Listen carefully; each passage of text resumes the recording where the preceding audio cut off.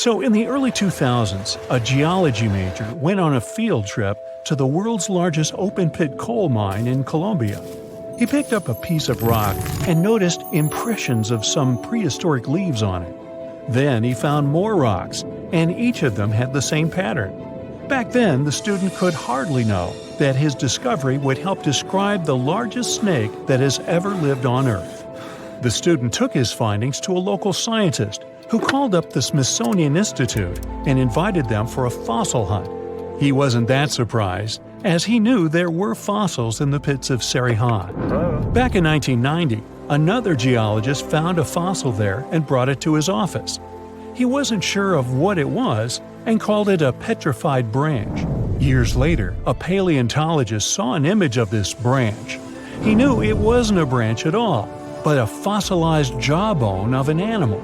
The scientist got so excited about the find that he flew all the way to Colombia. He wanted to examine the fossil, but no one had the key to its glass display case. The scientists couldn't wait, so they broke the glass and confirmed that it was a fossil of an animal that lived millions of years ago. After Herrera's finding, they knew exactly there were more fossils in the area. It took the team of scientists about 2 years to figure out they were all a part of a giant snake and not a crocodile, as they thought because of the size. They managed to establish it by looking at the vertebrae and ribs of around 30 giant snakes. Now, you might think that fossils would get easily destroyed in an open-pit coal mine, but in fact, they were found under the coal that served as a protective layer for them. Sadly, the scientists couldn't find the Titanoboa's skull. Unlike jaws, which are extremely powerful thanks to their muscles, snake bones are pretty fragile. That's why they usually crumble long before the sediment can appear over them. But still, the researchers managed to find 3 skull fragments. Thanks to this discovery, they've made a full-scale replica of the snake's head, which supported the theory that it used to be one of the largest predators of its time. If you're starting to freak out, don't worry, so am I. They also established it was related to modern boas and anacondas. That's how Titanoboa got its name. It's basically a titanic boa. The huge snake was officially described in 2009. Titanoboa was thriving around 60 million years ago, 6 million years after the Tyrannosaurus rex roamed the planet. Back then, it enjoyed the climate of the area in South America, which is now Colombia and Peru. It got almost as long as a bowling lane, 50 feet, or twice as long as the biggest snake living today. It was as heavy as 4 giant anacondas. It got this long and this heavy thanks to a lucky coincidence. Snakes are cold-blooded animals, so they need a warm climate to live and grow in. Northeastern Colombia was perfect. It was about 90 degrees Fahrenheit when Titanoboa was alive. Titanoboa wasn't that fast, especially on land, but it most likely spent much time in or near the water. Our hero could swim at a speed of up to 12 miles per hour. Like present-day snakes, it could wriggle around and change direction really quickly. Scientists still aren't sure if it could climb trees. Paleontologists believe that Titanoboa had brownish or grayish skin. It was the perfect color for the serpent to hide in the muddy rivers of the tropical rainforests. But then again, I don't see why it would have to hide from anyone, given its size. The largest snake ever wasn't venomous, but it didn't stop it from hunting any animal it wanted. And although it could choose pretty much anything, its favorite meal was most likely fish. Whew. Scientists decided so based on the snake's palate and the number and type of its teeth. You can't recreate the giant's diet today, as all of those fish types are also extinct. When it wanted to spice up its menu, Titanoboa dined on other reptiles. It sneaked up on its prey and got them down with one quick strike. Its bite had a very special design. The structure of its jaws let Titanoboa clamp down on the body of its prey, so there was no escape. Titanoboa also had a mean set of thin and pointed teeth. They bent inwards in the snake's jaw like fishing hooks. This little feature helped Titanoboa get a grip on its prey and prevent the slightest chance of its running or swimming away. It could most likely easily swallow even large turtles and crocodiles.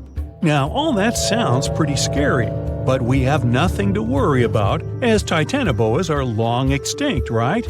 Well, technically, as the temperatures on Earth are going up, it's quite possible that snakes might also grow in size.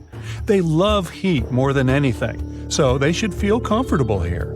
Of course, that would be a completely different snake, but it's not impossible that we'll see something similar to Titanoboa. But before you think of escaping to another planet, remember that huge snakes would need something huge to eat.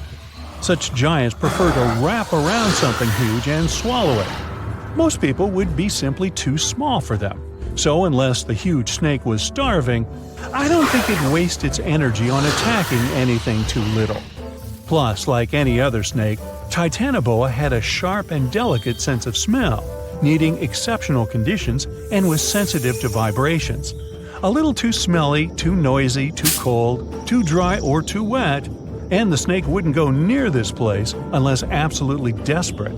So, if you live in a big city, your chances of meeting a huge snake like Titanoboa are about zero.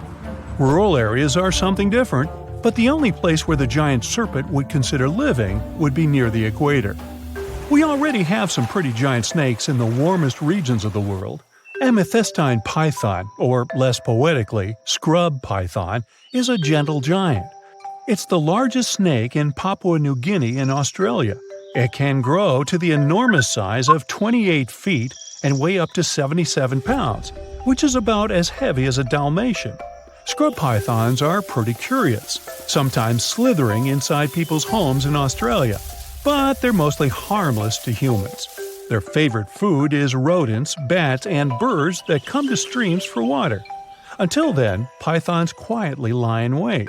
They have heat sensors in the pit of their muzzles. They help the pythons better see warm-blooded animals they can have for dinner. The African rock python is one of only 11 living species of its kind. It's currently the second largest snake on the planet. This huge brown snake reaches lengths up to 20 feet and weighs about half as much as the giant panda.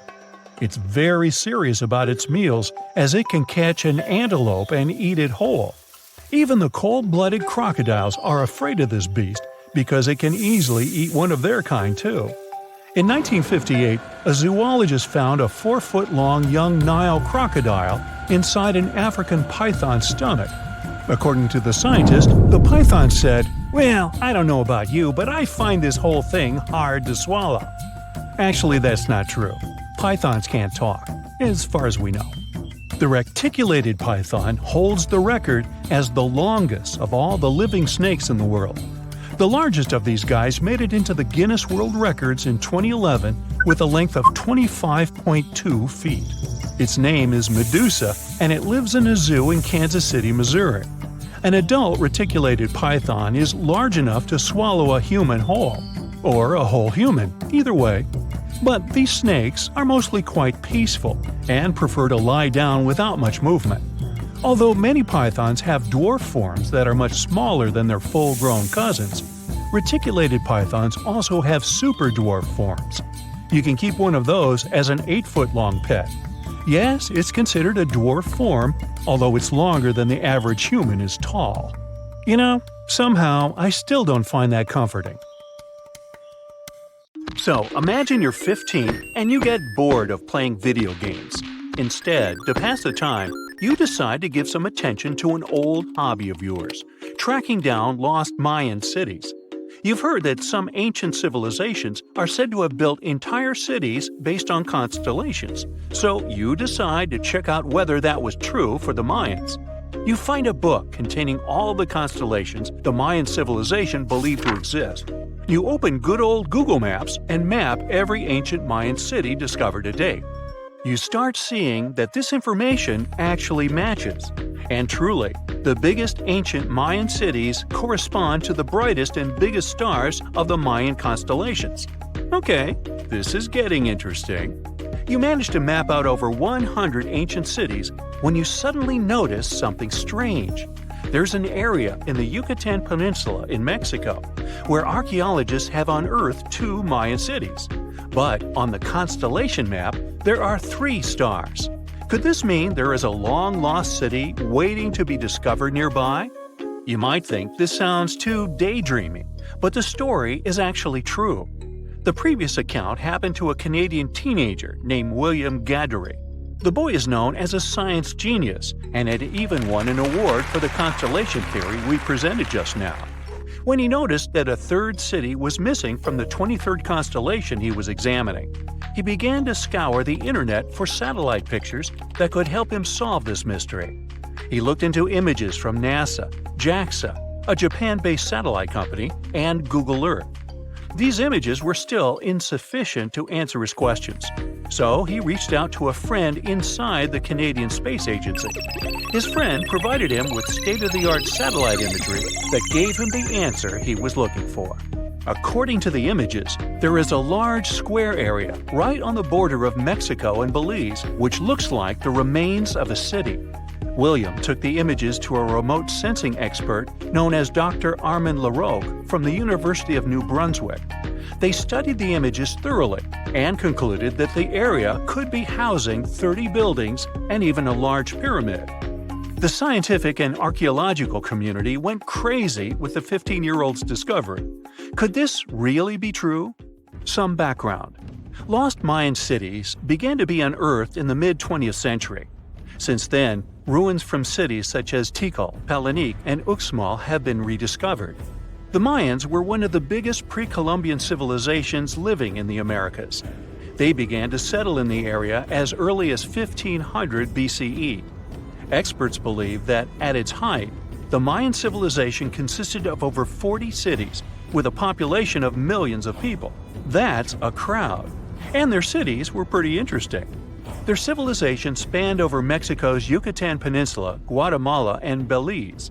They survived mainly on agriculture, so they developed a complex irrigation system in most of their cities.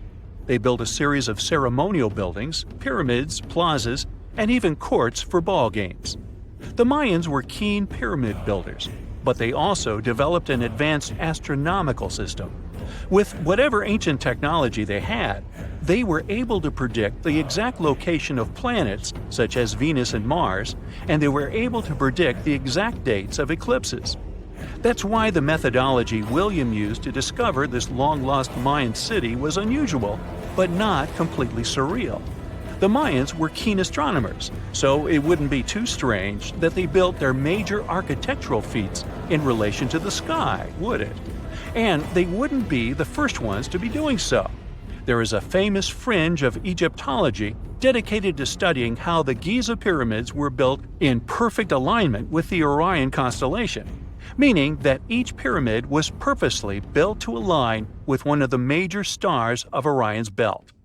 According to William, he first had the idea to look at the Mayan constellations because he couldn't understand why the Mayans built their cities where they built them. Most major cities, such as Chichen Itza and Uxmal, aren't near any rivers or significant bodies of water. Instead, they're built on marginal lands and on top of mountains, which confused the 15-year-old. His next thought was that it might have something to do with astronomy. William named the new city he discovered Mouth of Fire, which is also my nickname, and he even won a merit award for his hard work. However, his theory was very much contested inside the archaeological community, and many Mayan experts worked to debunk William's findings. Some archaeologists say that constellation theories are too unscientific. Anthony Aveni, a renowned anthropologist and astronomer, referred to William's methodology as an act of creative imagination. He explained that there is no way to be sure what the Mayan constellations really were. It's all just hypothetical. Another debunking of William's findings came from Mayanist David Stewart, who said that the object identified on the satellite imagery is nothing but an old cornfield. His claim was supported by an expedition that took place near the area in 2021, when the archaeologists present reported there was nothing at all in this area. Still, a 15-year-old boy almost found a long-lost Mayan city, which is pretty exciting if you ask me. Similar techniques as those used by William are actually being used to unearth lost civilizations all over the world. According to space archaeologist Sarah Parquet, Satellite imagery has been a key player in discovering ancient cities in Egypt and other places. Sarah herself spends most of her days scouring images for any sign of where there could have been cities long ago. What happens, she says, is that any time you have something buried, it's going to be covered either by vegetation, soil or sand, or some other modern construction on top of it. In order to assess whether there is something hidden under large canopies of vegetation or not, she uses infrared technology, for instance. A major recent discovery in Brazil was done in a similar way. Satellite imagery detected a network of trenches dating back to 200 to 1200 CE. These suggest settlements that could have supported around 60,000 people. But in this case, the satellite imagery did indeed correspond to what was on the ground. Researchers from the University of Florida found several mountains that were accompanied by ditches and geoglyphs. Archaeologists also found remnants of carefully designed walls, centered around plazas, much like the type of construction done by the ancient Mayans. Advances in satellite tech have also shed new light on long-discovered ancient Mayan cities, such as Tikal. Located in the heart of the Guatemalan jungle, Tikal is believed to have been the capital of the ancient Mayan Empire. At its height, it was comparable in importance to cities such as London or New York in today's world. It was composed of a series of complex monuments, many of them believed to have been the resting places of kings and chiefs. Tikal is already known to have been big, but recent discoveries show it could have been even 3 times larger than what scientists originally believed. The main discovery revolves around a fortification on the outskirts of the city, indicating how far the original city stretched. And new discoveries still take place.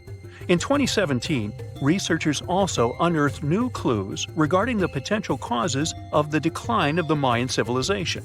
Using data from a site in Cebu, located 62 miles southwest of Tikal, scientists analyzed radiocarbon data from ceramics and archaeological excavations to extract new information about the sudden demise of this great civilization. The information shows that, instead of a sudden collapse, the Mayans most likely collapsed in waves of social instability and political crises. These events are believed to have deteriorated Mayan city centers and began causing the dispersion of the Mayan population. Wow, it seems like it's a prime time to uncover ancient ruins. What do you say? Will you give it a try as well? A gruesome discovery took place in Egypt some years ago. You want to hear about it? 16 human hands, carefully buried in 4 eerie pits. They didn't look too much like human hands at first, since they were abnormally large, but they were. Weirdly, there were only right hands. No left hands were in sight. It turned out that it points to the practice of an ancient dark ritual. Old Egyptian art and tales talked of a ceremony where warriors would present the right hand of their adversaries as proof of victory and ask for gold in return. Egyptians believed in the afterlife, so cutting off someone's hand meant you cut off their power eternally. Guaranteeing this type of defeat was interesting to the winning party. Here, the fight was between Egyptians versus Hyksos, who lived in what was once known as Canaan. Egypt has always been the center of some history-changing findings, and some time ago, this papyrus was found. If we stretched it open, it would be just a tad bigger than the height of a skyscraper. The world's tiniest skyscraper, which is located in Wichita Falls, Texas.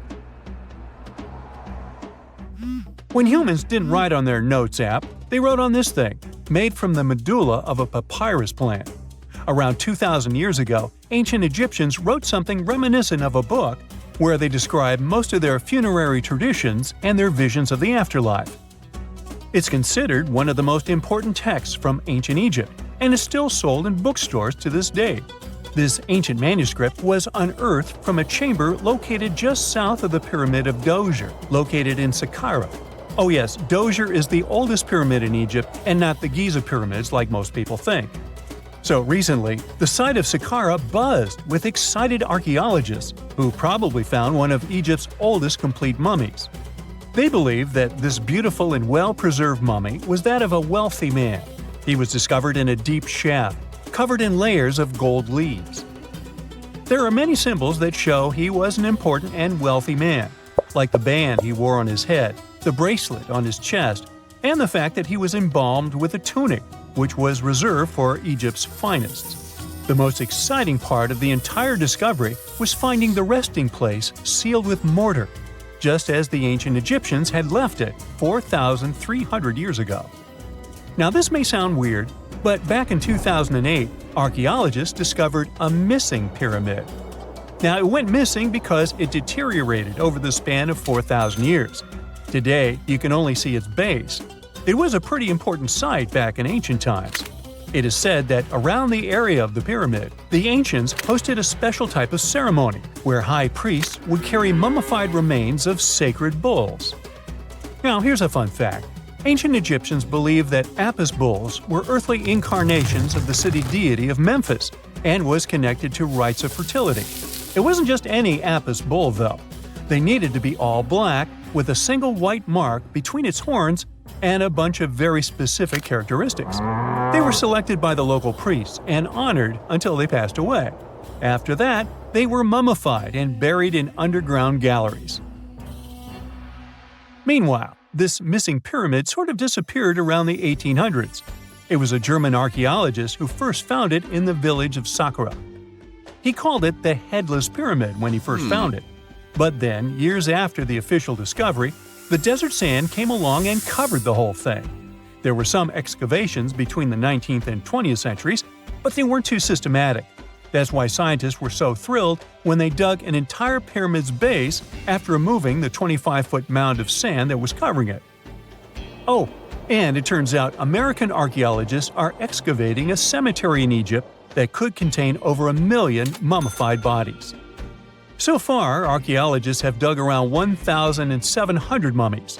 One of the main differences from other classic Egyptian mummies is that these people weren't kings and pharaohs. They were commoners that most likely lived about 1,500 years ago, when Egypt was controlled by the Roman and Byzantine empires. The name of the cemetery is cool, though, the Way of the Water Buffalo, just in case you want to check it out on your next trip. Other than bulls and buffaloes, ancient Egyptians also liked baboons. Are you seeing a pattern here? In the beginning of the 20th century, archaeologists discovered a site filled with mummified baboons in a place called, guess what? The Valley of Monkeys. An animal wouldn't have been mummified if it wasn't considered important. Certain animals were more important than others, since they were linked to specific deities. Jackals were connected to Anubis, the ancient god of the afterlife, and cats were likened to the female deity Bastet. Baboons were a pretty big deal, since they were believed to be connected to Thoth, the deity of wisdom and advisor to Ra, one of Egypt's supreme deities. The archaeologists who studied these animals weren't too happy. They think these baboons were kept inside and were deprived of sunlight for most of their lives. They had extreme vitamin D deficiencies and they were poorly fed.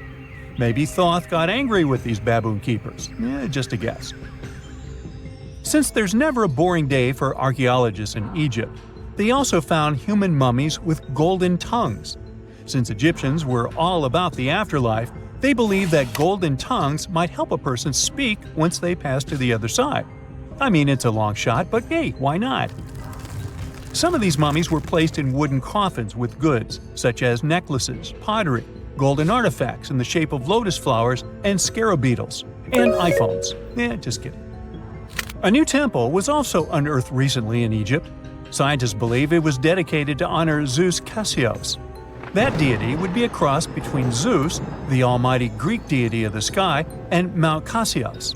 While digging around the Sinai Peninsula in Egypt, archaeologists spotted 2 pink granite columns poking out of the ground, and bingo.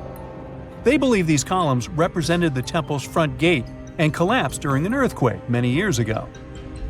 And speaking of deities, there weren't only super serious deities. Recently, scientists unearthed a golden ring in a city south of Cairo. No, Frodo, it's not magical. It was a normal gold ring, but it had the depiction of the deity of fun, officially named Bes. This deity is often described in sacred texts as a happy chubby dwarf. Today, many tattoos we get are sorta deprived of any sense and are made of aesthetic purposes only. In ancient Egypt, though, women would get tattoos as a token of protection for childbirth. That's what scientists think, at least. Around the Nile region, scientists found some mummies that had well-preserved tattoos, which is a rarity since the skin deteriorates so easily. 2 of these women tattooed their lower backs, and the drawings were simple. They were mostly pictures, including that same chubby dwarf we just talked about, Bess. He also had a side hustle as the protector of women during childbirth. Now, would you believe me if I told you ancient Egyptians invented robots? No? Well, that's because that's not entirely true. Sure, they were astronomers, mathematicians, and engineers, and somehow they also squeezed an eccentric invention into that package – an automated deity some scientists called Hathor. This wooden statue had been in the Metropolitan Museum of Art for years before someone noticed its secret. With the help of an X-ray machine, specialists discovered a mechanical operating system inside it. The pulley-like axis goes from the statue's shoulder to her left leg. When the system rotates, the statue raises and lowers her hand. Hey, pick me! Pick me! I got my hand up here. Imagine you are walking to your car in the morning, but there is a problem. Your vehicle is not sitting neatly by the side of the road. Its rear end is sticking out of a gaping hole. This is what happened to a Queens resident, New York, back in 2020. A sinkhole had swallowed his SUV overnight. Events like this are nothing out of the ordinary in many parts of the globe. But sometimes, sinkholes can hide unspoken beauty inside them. In East Asia, a recent find stunned the scientific community.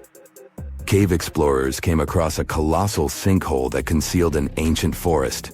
It is located in a province, Guangxi Zhuang, close to the north of Vietnam, the Lê County, where researchers discovered the hidden forest is already famous worldwide for sinkholes. This one brings the number to 30. They are scattered over an area the size of 3 Gibraltars. This is just a tenth of the total number of sinkholes in the whole country. The name Tiankeng for these large holes in Earth's surface translates as sky holes or heavenly pits. The dimensions of the new sinkhole are impressive. It is over 1,000 feet long, and it's pretty deep too. You could fit the Great Pyramid of Giza 1.5 times inside it.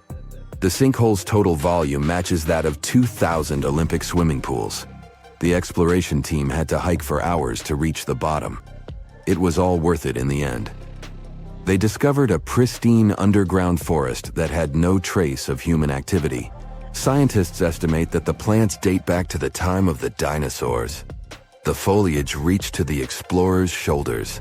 Some trees were 2 times taller than the Hollywood sign. This discovery was amazing, but not entirely unexpected. Geologists were familiar with this type of landscape. In this part of East Asia, karst topography is pretty common. The word is Slavic in origin.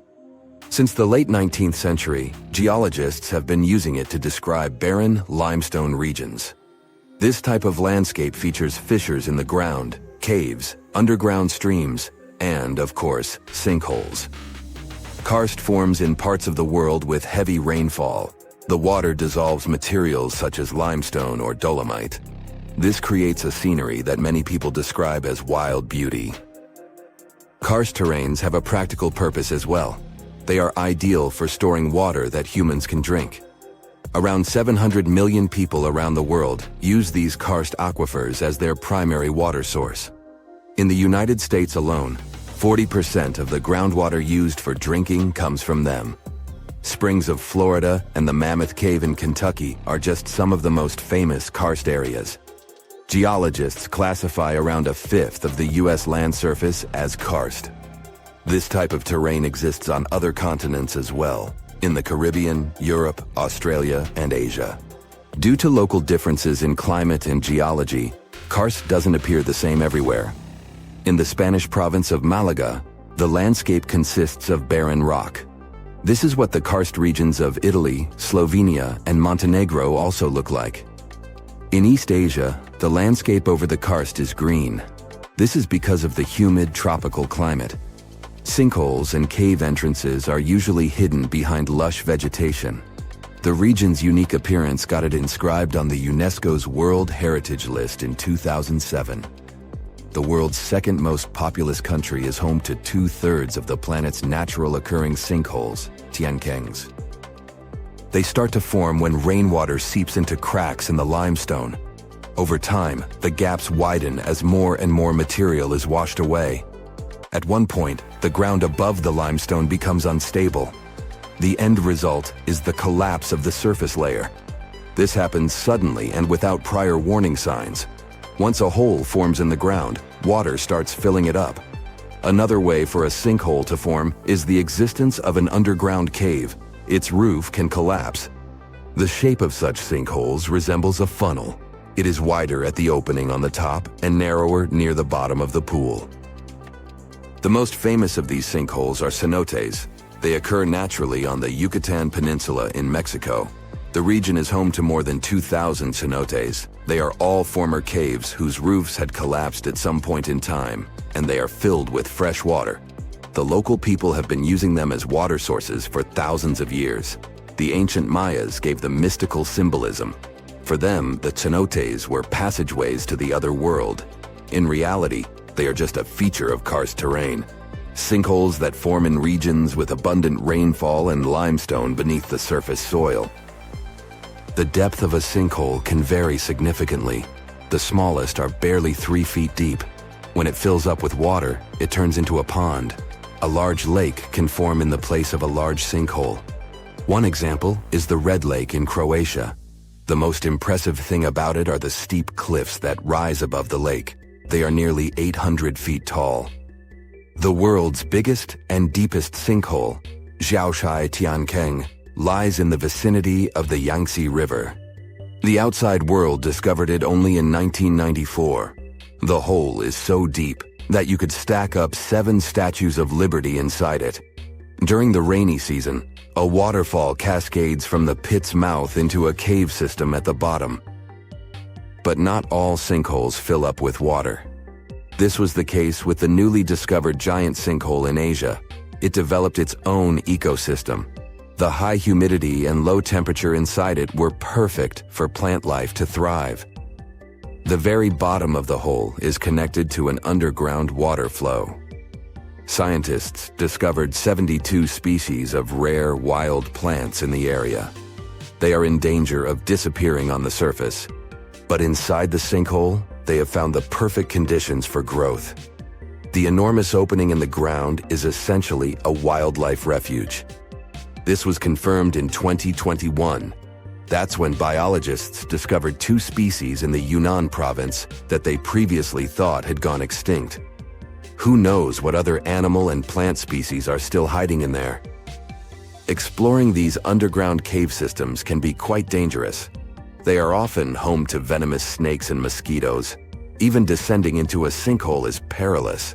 The cliffs are steep and stones are often very sharp. That's why the exploration of sinkholes in Asia is going slower than research would like. The sinkholes I've mentioned so far have all formed naturally. Erosion is the main process behind their creation. But the ground can also open because of human activity.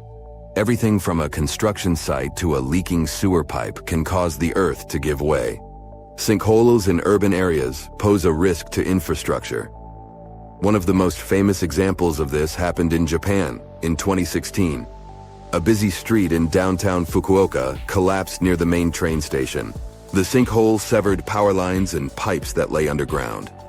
Luckily, no one was injured. The diligent Japanese engineers repaired the damaged road section in just 48 hours.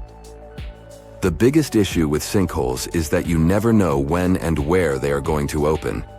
The best tool that geologists have for detecting underground cavities is ground-penetrating radar, GPR. It resembles a land mower. The operator goes up and down a troubled area to scan the ground underneath. The radar sends out impulses that detect any contrast between different materials. It feeds back this info in the form of a 2D or a 3D image. Once engineers detect a potential sinkhole, they use different techniques to stabilize the ground above it. The simplest method is called grouting. It involves filling the hole so it won't collapse. The most common materials are polyurethane foam and cement. The alternative is to lift a structure above the sinkhole. This technique is called underpinning. Workers drive steel rods into the load-bearing deeper layer of soil. This is the same construction method engineers use to erect stilt houses above the waterline. No matter what happens, don't stop! We almost got it! Two treasure seekers are digging frozen ground in a cornfield at night. It's raining hard, lightning is flashing, but these two guys keep working. And now the shovel hits something solid. No way! A treasure chest! They start digging faster and find a piece of a ship's engine. What the? Far from the seas and lakes, somewhere under the fields of Kansas City, they found a giant sunken ship. How is this possible? Now you'll see. Some people spend their lives searching for shipwrecks with treasures underground. One of them is explorer David Hawley. He's been looking for such ships far from the seas, rivers, and oceans for many years. He does this because he likes the feeling of adventure. The holds of these ships may contain chests of gold, antiques, and artifacts. And you can get a lot of money for them. David says you don't have to go into the ocean to find a sunken ship. They may be lying in your backyard. But why do ships end up buried underground among fields, farms, and plains? Let's find out using the example of steamboat Great White Arabia. According to old records, the newspaper clippings, this ship had been carrying about 200 tons of treasure before it sank in 1856. Many rumors and local legends said the ship was lying underground a few miles northeast of Kansas City. It was there because people deliberately altered the riverbed and channels of the Missouri River in the second half of the 19th century. They artificially brought the shores closer to each other. They narrowed the river to increase the flow's speed, so boats could sail much faster. In the 19th century, steamboats were the most popular means of transporting passengers and goods. Before railroads, they extended the western border across the Mississippi and Missouri rivers and brought supplies to people. That's why it was so important to increase the speed of their movement. So, on September 5, 1856, Arabia was sailing along such an estuary. It came across a snag sticking out of the water. A piece of log quickly flooded the ship. Fortunately, all passengers were evacuated. But the steamer and its precious cargo reached the silt bottom of the Missouri River in a few minutes.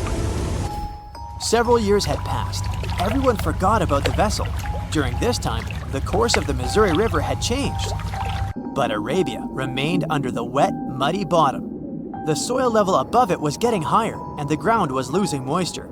Eventually, many decades later, a cornfield formed above the sunken ship. In the 1980s, one farmer owned this area, and he had no idea what was hidden in his territory. David Hawley carefully studied the history of the sunken ships of the USA. He knew that hundreds of steamers had gone underwater all over Missouri, but most of all, he was interested in Arabia, as there were rumors that it was filled with gold and other valuable things. The territory of cornfields in Kansas was vast, but David Hawley knew how to search properly. In 1987, he started working. First, together with his brother and father, they collected all the clippings from old newspapers they could find. They were looking not only for information about the steamer, but also for maps of the Missouri River. They tracked its historical changes, checked the dates, and identified a large area where the steamer sank. Next, they used electromagnetic testing and other geological stuff to study the soil and find the right place. They searched for differences in ground moisture and density. Then, they went through the territory with powerful metal detectors. And so, by the fall of 1988, they had determined the location of the steamer. Arabia was the size of a football field. This gigantic vessel lay 45 feet underground, 4 stories down. But before they started excavating, they had to ask the owner of the cornfield for permission. For the farmer, this news was a big surprise. He agreed, on the condition that the excavations would be completed by spring so that he could sow a new crop. Digging a giant ship in winter is much more difficult and expensive than at other times. It includes additional equipment, electricity, and heating costs. The team worked day and night. They financed the excavations out of their own pocket. Each invested more than $10,000 and took out a bank loan. Finally, they noticed the first details of the ship. The shovels hit the huge engine boilers and the deck. The goal had been achieved. Most of the cargo lying inside the sunken ships is covered with rust, shells, mud, and is badly damaged. The contents of Arabia were in excellent condition, considering that the ship had sunk 130 years prior. Unfortunately, they didn't find the chests of gold. Still, they got several tons of other valuable cargo, household items of people who lived in the middle of the 19th century. It was a time capsule. The ship was carrying supplies for hundreds and thousands of people, and all these things were perfectly preserved. For example, they could clearly see the brand stamp Goodyear Rubber Company on one rubber shoe. The longer the excavations continued, the more things David and his team found. In the barrels, they found plates from the 19th century. They were intact and usable. Also, there were clean clothes, thousands of pairs of shoes, harpoons, frying pans, and umbrellas. The ship was carrying cargo to supply about 16 small towns. Yes, it's not gold, but such artifacts are also precious. The contents of the ship could be worth millions. However, the crew wasn't going to sell these things. They made a museum on the site of a former fruit market in Kansas City. If you go there, you will immediately feel like you're in a department store of the 19th century. There are thousands of items in good condition. Even the matches here are dry enough to light up. It took David many years to present the entire collection from the steamship. He values each of the items and doesn't want to sell them. Anyone can come here, pay for a ticket, and find themselves in the past. Who knows, maybe there's an old ship hidden in your backyard too. Geologists found an older vessel in the hot desert of Namibia in 2008. This ship sailed back in the days when pirates scared sailors on the seas, and now it's inside a dried-up lagoon.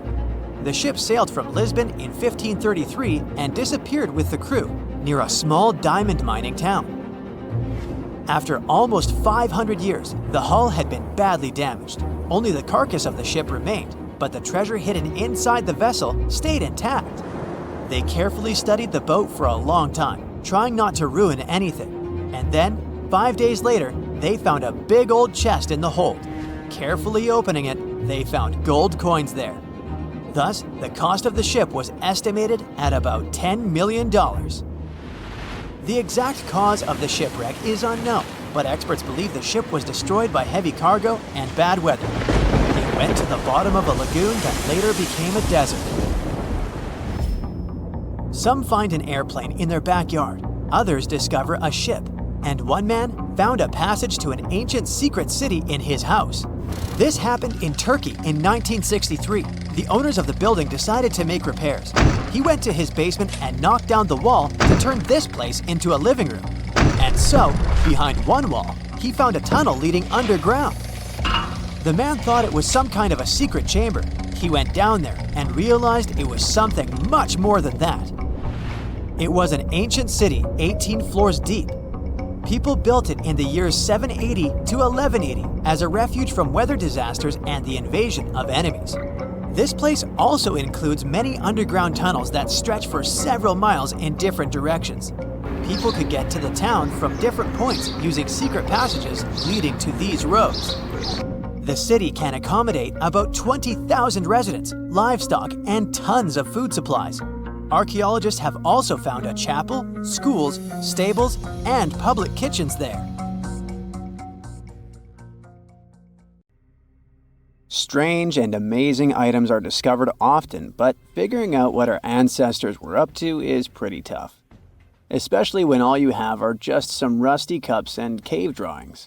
It's no surprise that even the experts in lab coats sometimes make mistakes. But it's not just about dusty plates and huge stones.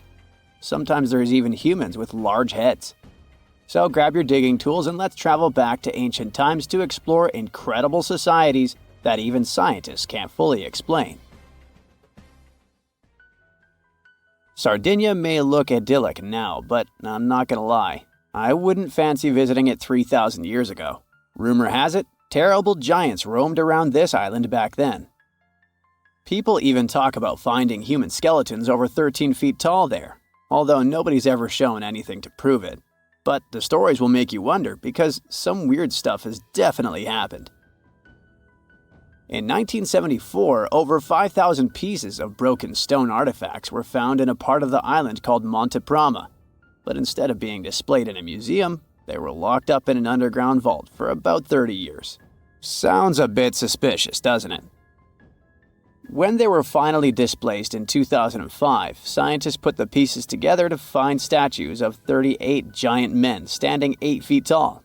Not quite as tall as the legendary skeletons, but still pretty huge.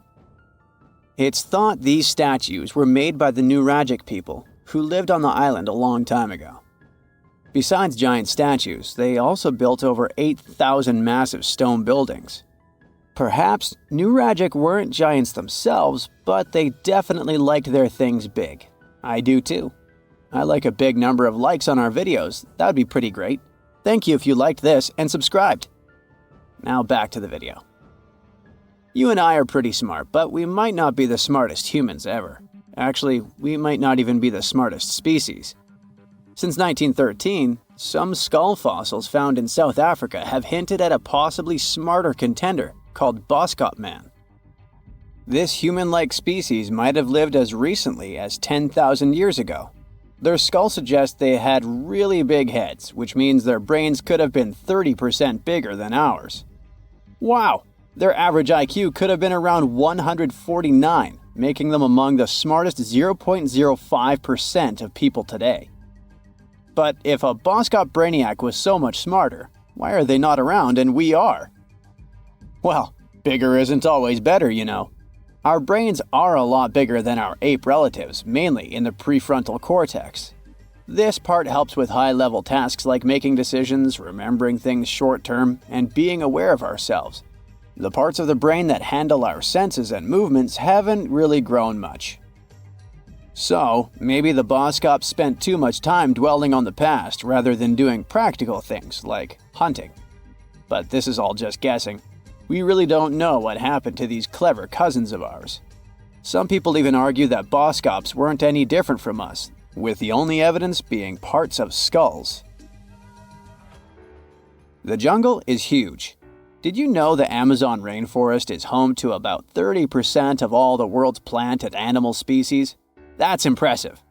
However, the history of one native species, humans, has long puzzled scientists. The mysterious Kasarabe people lived here for hundreds of years and then vanished around 1400 AD. People thought the Amazon only had a few scattered tribes, but recently we discovered big, unusual shapes in the ground called geoglyphs. These might look like simple shallow ditches, but they're actually the remains of a vast civilization that spread over 5,000 square miles and includes about 450 markings, some as wide as 1,300 feet. That's insane! They likely contained ceremonial buildings and could have hosted up to 1 million people as recently as 550 years ago. Thanks to new technology like LiDAR, which uses a safe laser to map the forest without harming it, we can explore deeper. In 2019, some scans showed miles of raised roads and pathways and even pyramids over 70 feet tall. They found 26 separate settlements, 2 of which were at least 250 acres each. Damn, that's like 330 soccer fields. It's not certain what happened to the Kasarabe people. Maybe European conquistadors drove them out.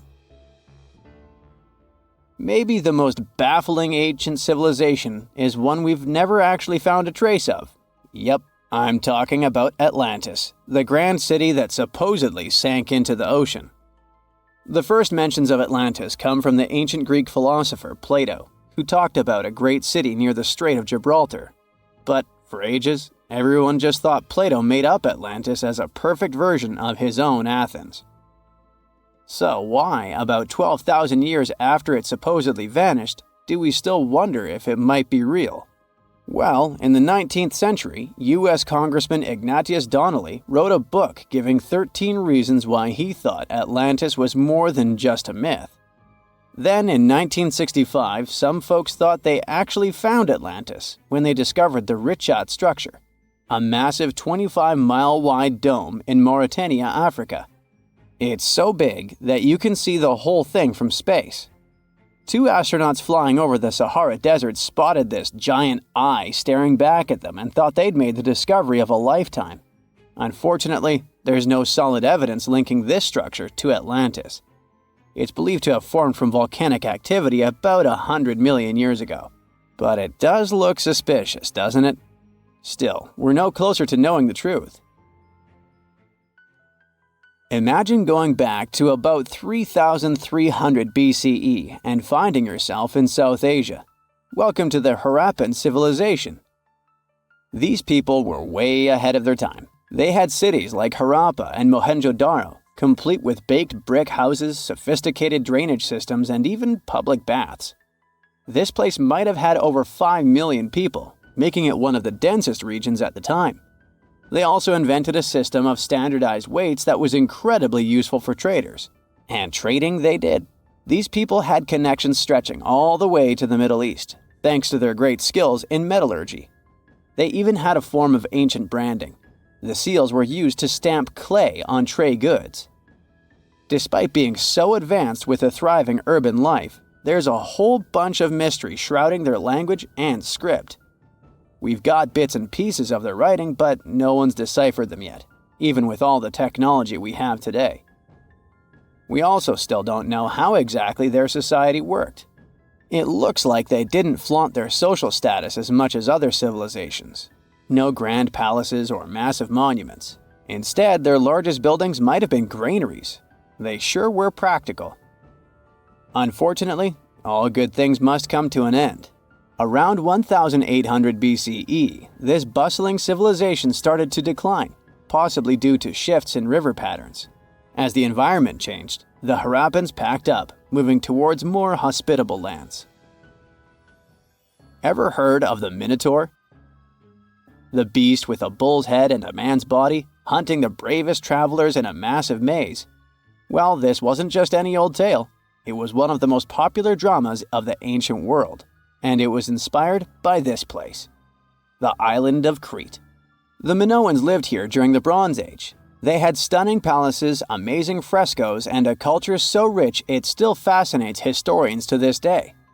They built places like Knossos, which was so complex with its multi-story buildings and elaborate hallways that it might have inspired the whole labyrinth myth.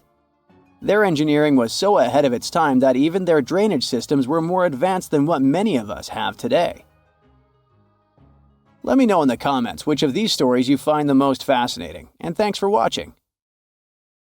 You are lost deep within the jungle in the Yucatan Peninsula in Mexico. There are strange noises all around you, and to make it worse, the sun is setting. Soon, you'll be alone in the middle of an unknown rainforest. Guess it was a pretty bad idea to come looking for El Dorado on your own, wasn't it? You keep walking as fast as you can when suddenly, wait! What's this you're seeing? It looks like large stairways made out of stone. This definitely doesn't look natural, so you take a picture. Maybe you didn't strike gold, but you might have just found something relevant. Congratulations! You found Akamtun, a long-lost Mayan city. Hidden 37 miles into the jungle, the name literally translates to stone column. Stone was probably in at the time, so these guys used a lot of it to build their pyramids, houses, and even ball courts. If you ever thought that Europeans invented ball games, think twice. Mayans loved to play ball games for recreational purposes. Akamtun is part of a series of other long-lost Mayan cities that are being discovered with the help of new technology nowadays. We'll talk more about the other ones in a jiffy. Perhaps the biggest surprise of this one is that it was surrounded by wetlands, which is why the city was built on high ground. The city was monumental, covering an area of over 120 acres. That would be as big as 90 football fields right next to each other. Scientists have found proof that Akamtun had pyramids of up to 49 feet high, and that it was likely an important social hub between 250 and 1000 CE. This is definitely a game changer. But lost Mayan cities began to be unearthed in the 19th century. Modern technologies, such as LiDAR imaging, help archaeologists see through dense canopies of the forests. This means that people don't really have to risk getting lost in the tropical jungle like you did at the beginning of this video. LiDAR works sort of like an X-ray. It sends out laser beams that can detect any signs of ruins or ancient constructions. According to space archaeologist Sarah Parchak, satellite imagery has been a key player in discovering ancient cities in South America, Egypt, and other places. Sarah herself spends most of her days scouring images for any signs of where there could have been cities long ago.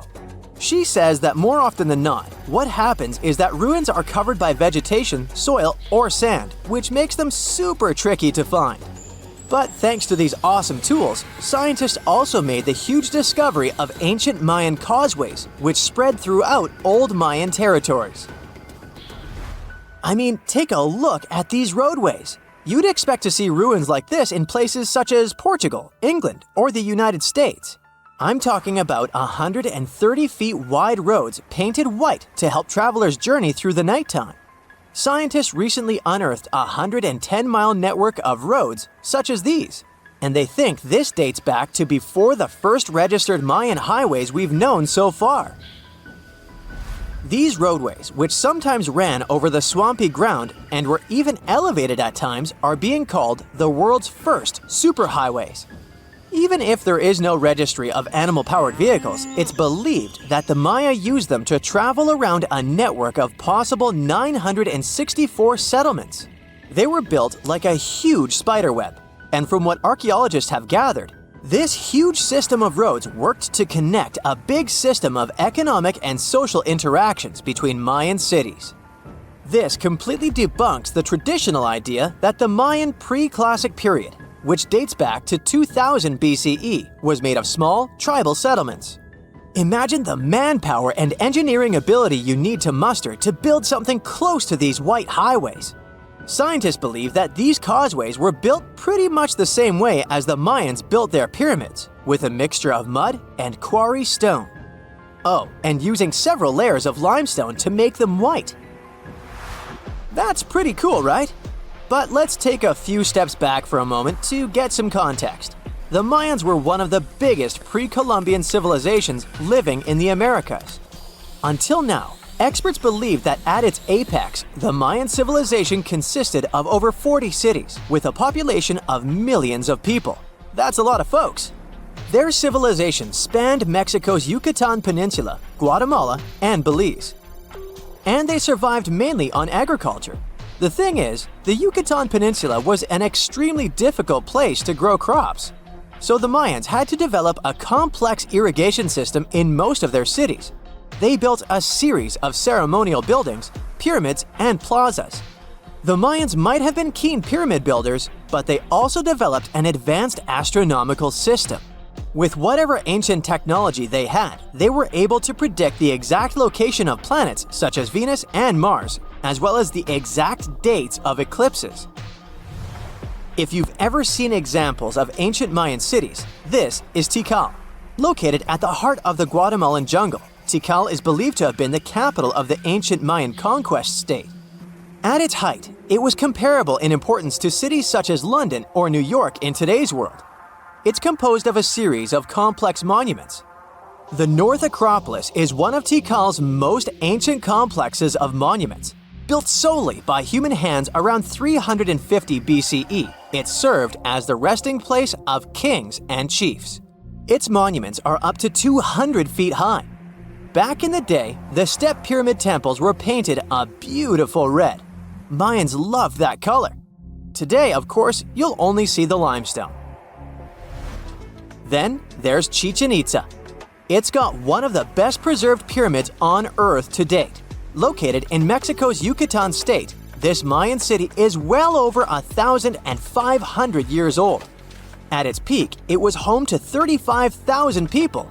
The site covers 4 square miles of land. The highlight is El Castillo, a tremendous step-like temple standing 80 feet above ground.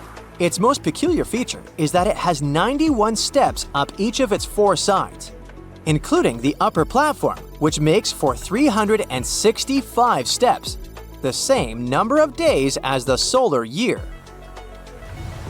You can see that these folks were a pretty big deal, huh? That's why nobody can really understand what happened to them. There's a big lack of evidence on the decline of this almighty empire. What could have been the cause of their demise?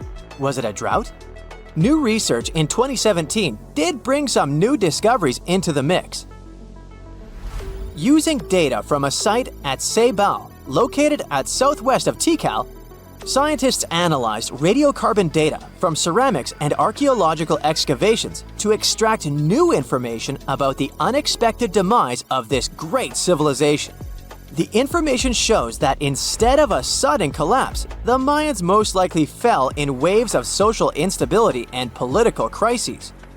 These events are believed to have deteriorated Mayan city centers and began causing the dispersion of the Mayan population. It's hard to pinpoint the exact causes, though. But hey, recent discoveries are shedding a big light on humanity's past. Not only about the Mayan Empire, but about other long-lost civilizations of South America. A major recent discovery in Brazil was done using satellite imaging technology and is also shocking scientists. Some images from near the Xingu River, also in the Amazon, suggest that cities of millions of people might have existed inside the jungle, way before our modern civilization ever existed. I mean, if this doesn't shock you, I don't know what will. Satellite imagery also detected a network of trenches, dating back to 200 and 1200 CE in the Bolivian Amazon forest.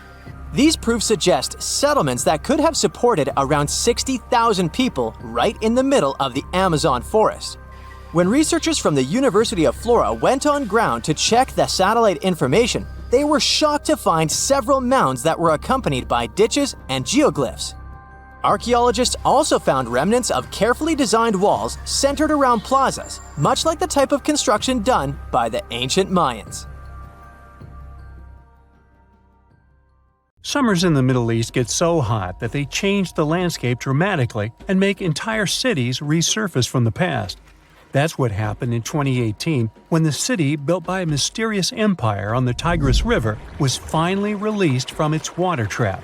Archaeologists rushed to the location as they didn't want to miss a rare chance to excavate the site and learn more about the history of the place. They believe they've found the Bronze Age city Zakiku, founded over 3,000 years ago and fully submerged in the 1980s when a dam was built in its place. It used to be a busy hub for the Mitanni Empire for caravans on the popular trade route. It had water, which is a rarity in the area, and it was a guarantee for success. We know very little about the once powerful empire, as scientists haven't found any written chronicles in the excavated sites. That's why the archaeologists were thrilled to find an entire palace for the local ruler. Several years later, when the area became free from the water again, they found some fortifications to protect the city from foes. The highlight of their expedition was finding a huge public storehouse for trade goods and harvests, piles of wheat and barley, and imported metal and wood. Bread was the staple food for the locals, and they also loved big pots of vegetable soups and stews for lunch. Each household kept sheep, goats, cows, and pigs, so they had a steady source of milk and meat for special occasions. All the constructions found so far were built from bricks molded from mud. The walls that were underwater for over 40 years are so well preserved as if they went down yesterday. The royal palace stands out as it's larger than the other constructions, has thicker walls, and even pavements made of baked mud bricks that were sealed to be waterproof. The local king must have been in good relations with the emperor of the larger empire, of which Akiku was dependent. Traders who lived in the city collected wooden beams and took them to storehouses. The beams arrived down the Tigris River from the forests in the mountains in the north and east of Mesopotamia. Merchants came here to sell their goods and then crossed the Tigris on their way to the borderlands. Zakiku was thriving as a center of commerce for about 6 centuries until it was hit by a massive earthquake in 1350. Archaeologists found 5 ceramic vessels holding over 100 clay tablets made close after the earthquake. It's almost a miracle that small tablets of unfired clay managed to survive underwater for decades. People who created those must have carved notes on clay while it was still wet. They wrote about anything, from newly stored harvests to notes for other kingdoms. Then they would let the message dry in the sun. Scribes even had to learn a different language so that everyone outside the city could read it. Scientists believe the tablets they found used to be part of a private archive. They hoped to decipher the notes to learn more about the history of Zakiku and the whole empire after the terrible earthquake. The damage to the buildings was so enormous that it was impossible to restore Zakiku to its former glory, and if there had been any survivors, they must have left the city. Several decades later, the Assyrians, who also lived in Mesopotamia, settled here. They built their houses on the ruins of the abandoned city and used whatever structures they could find from the previous residents as outer walls. But they stayed here only for 50 years, then decided to build a new capital on more fertile soil to make some good cash from agriculture. Archaeologists working in Zakiku had to halt excavations when the water levels went back up and covered the city. They sealed the ruins in tight-fitting plastic sheets and put stones and gravel on top. They hope it will help protect the priceless site from water erosion and prevent it from disappearing again. They realize how important water from the dam is for the region, but if it recedes again, they say they'll definitely continue the excavations. There was a bustling community in today's Taklamakan Desert in China around 1,600 years ago. It lived along the Nile River, which ran through the desert for miles and got its water from the melting snow in the mountains. After 3 years of work in the area, archaeologists and scientists managed to dig up 8 tombs in the desert.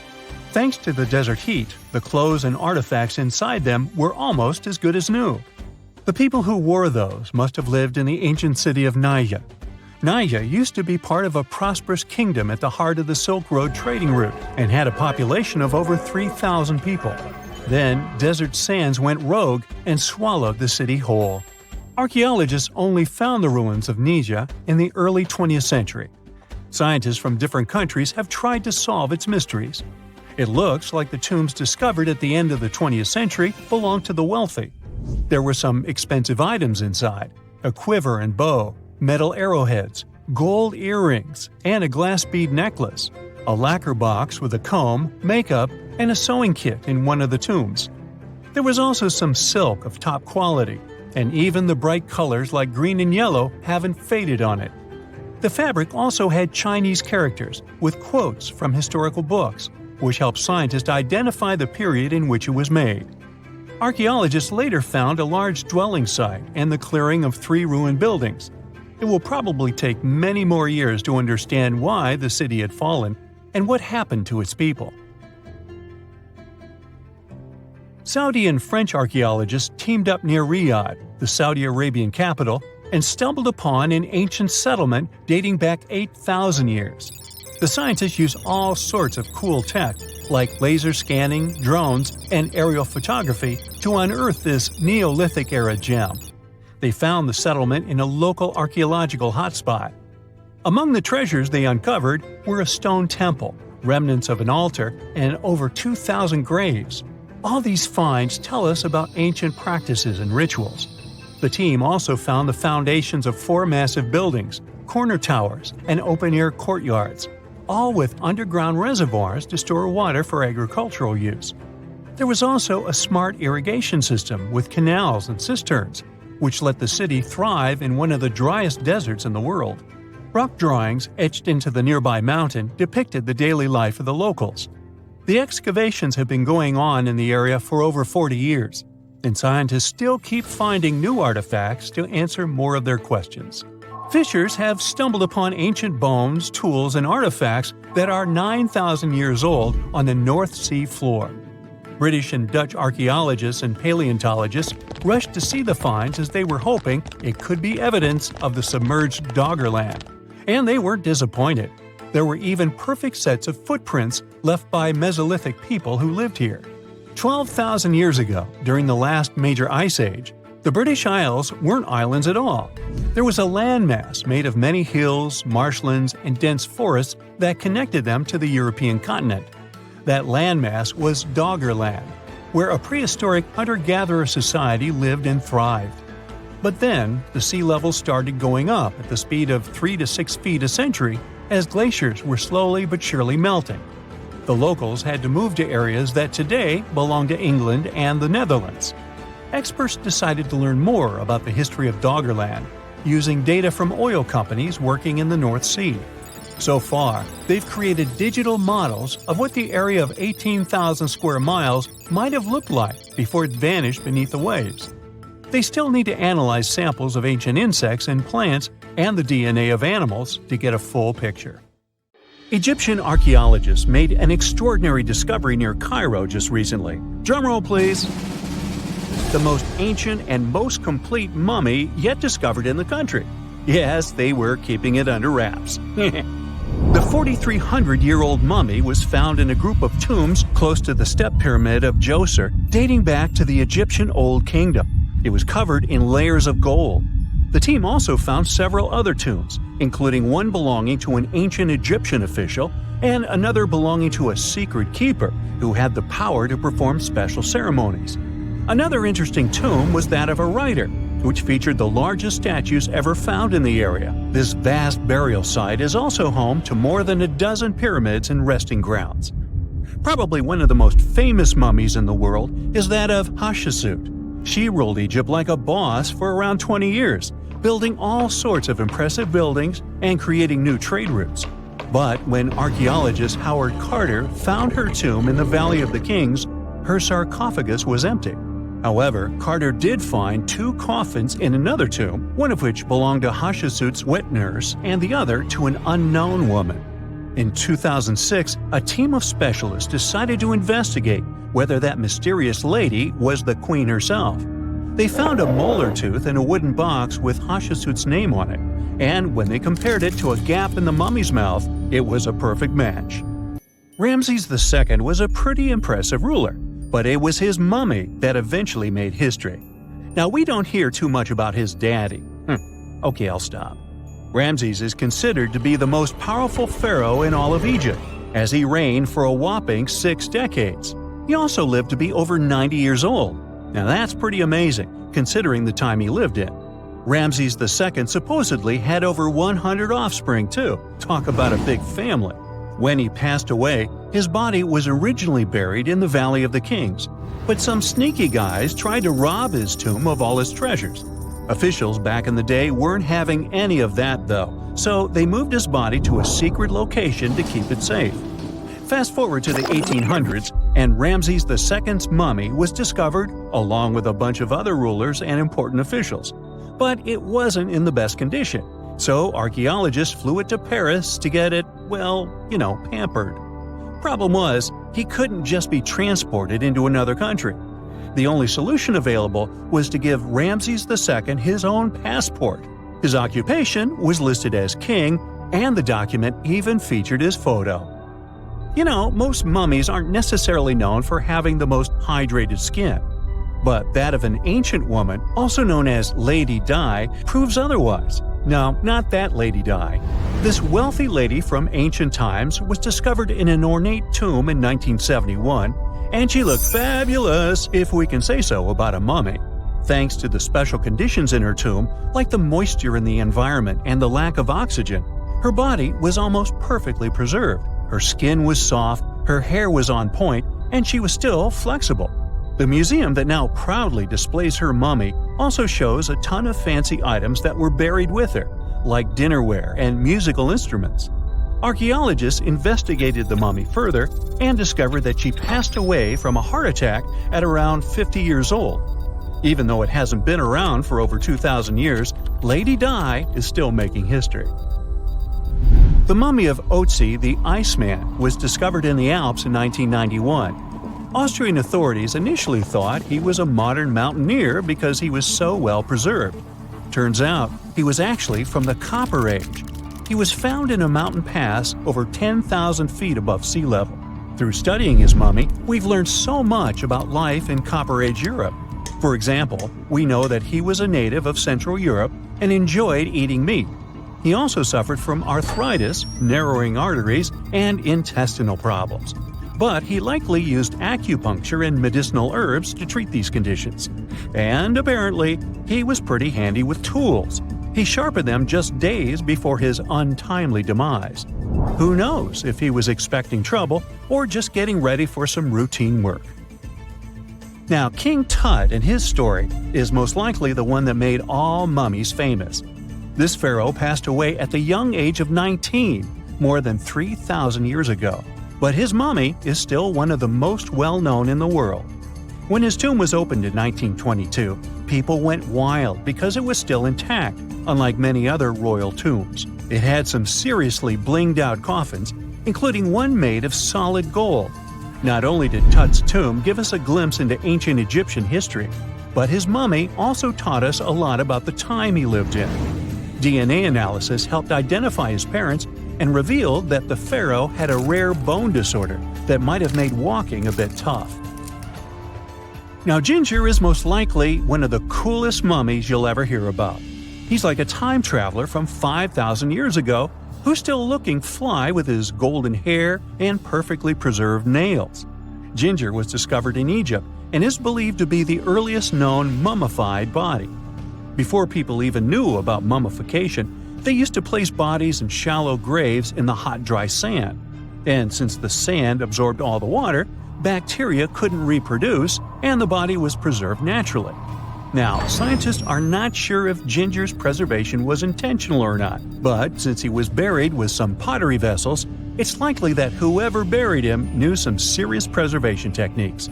If you want to meet Ginger in person, he's currently chilling at the British Museum. One Dutch art collector bought a statue from Asia and ended up finding a weird discovery. The statue contained a mummy hidden inside. Unfortunately, the body was too fragile to move, so they had to leave it there. The coolest part is that this mummy is over 1,000 years old and was on display for 200 years before being encased in the statue. When scientists did a CT scan, they found out that the mummy was filled with paper scraps covered in writings. Experts think he might have done this thing called self-mummification, which is a pretty intense process involving a special diet and tea that makes your body less prone to bacteria. Only a few people could handle this ritual, and those who managed to do that were seriously respected. No other Egyptian queen has baffled scientists and historians like the stunning Nefertiti. Based on her statues, she was known for her slender neck, wide eyes, and high cheekbones. Her name translates to "the beautiful woman has come." Talk about living up to your name, huh? Even though she wasn't a pharaoh herself, Nefertiti still managed to leave a lasting impression. Written records suggest that, as a wife and queen, she held an incredibly influential role. Because of her power, she was indeed admired, but she also managed to make quite a lot of enemies throughout her life. She was also related to King Tut, but not biologically. Rather, she was his stepmother. So far, locals have yet to identify her mummy, but that may soon change. A local Egyptologist who has been busy excavating tombs in the Valley of the Kings has found two mummies that he believes could be Nefertiti and her daughter. According to specialists, we may soon finally get a definitive answer about the identity of these two mummies. And if one of them does turn out to be Nefertiti, we could be in for a real treat. DNA analysis and CT scans of the mummy could give us the most complete and accurate image of the queen that we've ever seen. It's crazy to think that we've only scratched the surface of what lies beneath modern-day Egypt. Nefertiti ruled during a time of great power and prosperity in Egypt, but unfortunately passed away in a period of social turmoil, leading to her gravesite being lost. Now, where's my mummy? There are entire communities of unusual tiny organisms that live in lagoons in Patagonia, and they are some of the first forms of life ever. No one had known about them until two scientists, Brian and Maria, went to explore certain areas in Patagonia.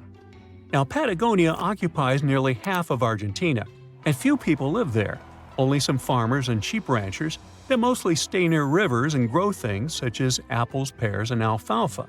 A long time ago, it was a wild and distant place where Indian tribes lived. But this time, we're going to follow the tracks of life forms that appeared long before humans and look closer at these interesting microorganisms Brian and Maria found. Those two had to drive for 9 hours on some rough roads to reach their destination. They stayed in a small village. Only 35 people lived there. These people depend on just one spring because it almost never rains there. On the last night in the village, Brian realized that satellite images he had taken had shown a set of lagoons that were only 10 miles away. The next day, the small team jumped into a car and went up the road as far as they could until it became too difficult to drive. They continued hiking the rest of the way. It was hard because they had to carry water to deal with the intense sunlight. In some spots, they ended up sinking up to their knees in a slush made of salt. Up there were 12 lagoons with perfectly clear waters. The place itself didn't offer much except for very acidic and salty water and intense direct sunlight. But it was kinda like traveling back in time, because those conditions were like what Earth looked like many, many years ago. When Brian examined the lagoons, he was surprised to see many unusual microorganisms there. We call them stromatolites, and they're so small we can't even see them without a microscope. But they get together and form large communities. In the past, many unusual species lived this way. For example, cyanobacteria. They were important back in their time because they produced oxygen. Earth, in its initial stages, didn't have much of this gas in its atmosphere. The first stromatolites might have been formed by diverse types of bacteria that didn't necessarily produce any oxygen, but were just living their peaceful life there. They formed layers, piling on top of one another, so that at least some of them could get a bit of sunlight. They used sand and sticky liquids to stay close together. Brian was also incredibly surprised because those were the biggest living stromatolites he had ever seen. Living stromatolites usually grow to be over 3.3 feet high, but the newly found ones were 15 feet wide and a few feet tall, which is giant compared to those living in other places. And fossilized ones were even larger. A long time ago, they could grow bigger than today because there weren't many other species that could eat or harm them. Also, there are many other organisms today that can grow faster and more massive than them and take up their space. That's why stromatolites can only survive in rare places where hardly anything else can live, like in these very salty lagoons located high above sea level in Punta de Atacama. The stromatolites found there are the most famous ones because they might be some of the best examples of the earliest life on our planet. But they're not actually the first form of life on Earth. The oldest of their fossils are 3.5 billion years old, while some other evidence we have tells us that life on our planet appeared around 4.1 billion years ago. Maybe some stromatolites lived back then as well. But Earth has changed a lot since then, and the places where they might have lived haven't survived.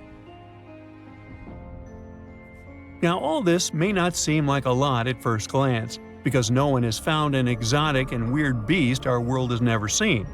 But these are notable examples of what searching for life somewhere else in the universe might look like. Scientists who are interested in studying Mars often come to this place, since it might be similar to what the red planet looked like an exceptionally long time ago. If there were fossils hidden in the ancient rocks on Mars, they might look like these stromatolites. Another faraway land has revealed some of its secrets. It's Antarctica, with an ancient lost world found under its ice. Antarctica hasn't always been this frosty, isolated land of snow and ice sheets. Once it used to be part of the Gondwana supercontinent, together with what is now South America, Africa, Australia, the Arabian Peninsula, and the Indian subcontinent.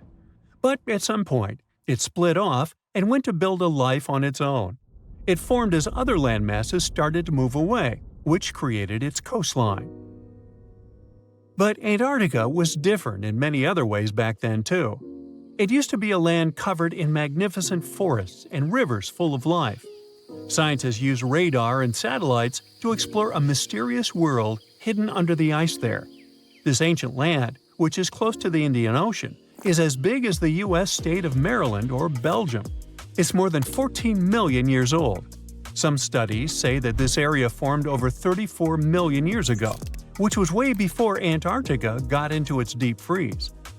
At first, temperatures there were higher, possibly like the weather in Patagonia or the cold, temperate rainforests of Tasmania, New Zealand. or maybe even more tropical than that. But as the climate became cooler, small glaciers started forming on hills close to the rivers. Valleys sunk deeper because of all that ice covering them. And then, temperatures dropped even lower, and a giant layer of ice covered the entire continent, hiding those old glaciers. Rivers shaped this lost world a long time ago, way before it ended up covered in ice that's almost 2 miles thick in some spots. Scientific studies of this area showed that those landscapes had been full of highlands and mountains. The ice that formed over Antarctica made the whole area very cold, so the landscape couldn't erode anymore. This means everything has remained basically the same and untouched under the ice for millions and millions of years. What's interesting is that we know less about this land hidden under the ice than about the surface of Mars. One way to explore it would be to drill through these ice sheets to check for samples of sediments below.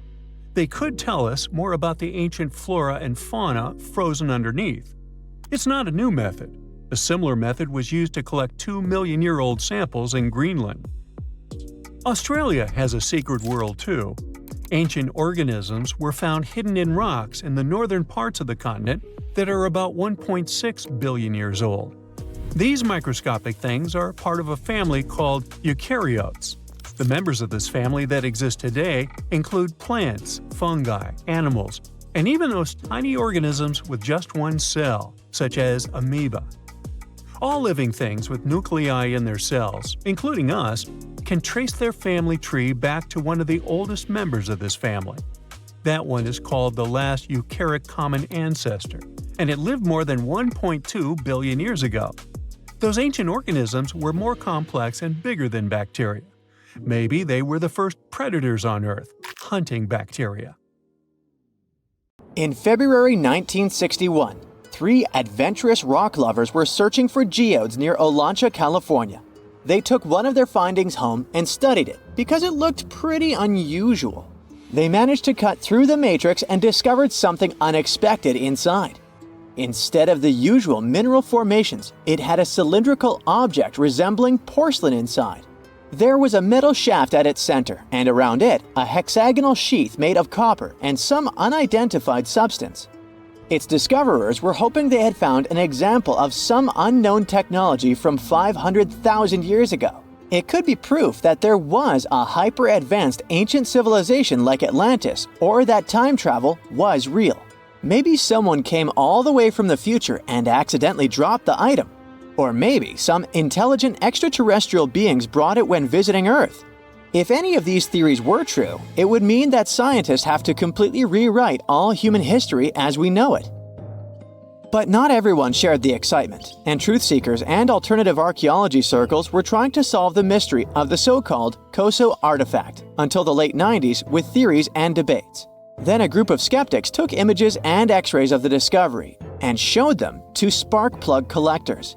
They have identified the artifact as a spark plug with corroded metal components from the 1920s and not ancient technology at all. Almost 20 years later, one of the co-discoverers of the artifact agreed to take it for inspection at the University of Washington. They officially confirmed it was a 1920s-era champion spark plug. And the stone matrix containing the artifact wasn't a geode, but a concretion. Those can form because of natural processes over decades or years, but not millennia. The Koso artifact is a good example of an out-of-place artifact, which is a thing in pseudo-archaeology. It's something found in a place or time where it shouldn't logically be. These artifacts seem too advanced for the time period they're found in. They could also mean human activity existed when humans weren't supposed to be around. The Baghdad Battery is another example of such an artifact. It was found in the 1930s by a German archaeologist and consists of a clay jar, a copper cylinder, and an iron rod going through the jar's stopper. Its top, which was broken off, probably had been sealed with asphalt. Its discoverer noticed that it had 2 different metals and possibly an electrolyte, which are key components of a battery. There are no ancient writings to support this theory, but when scientists ran tests and filled it with an ionic solution like vinegar or wine, it showed that it could conduct electricity.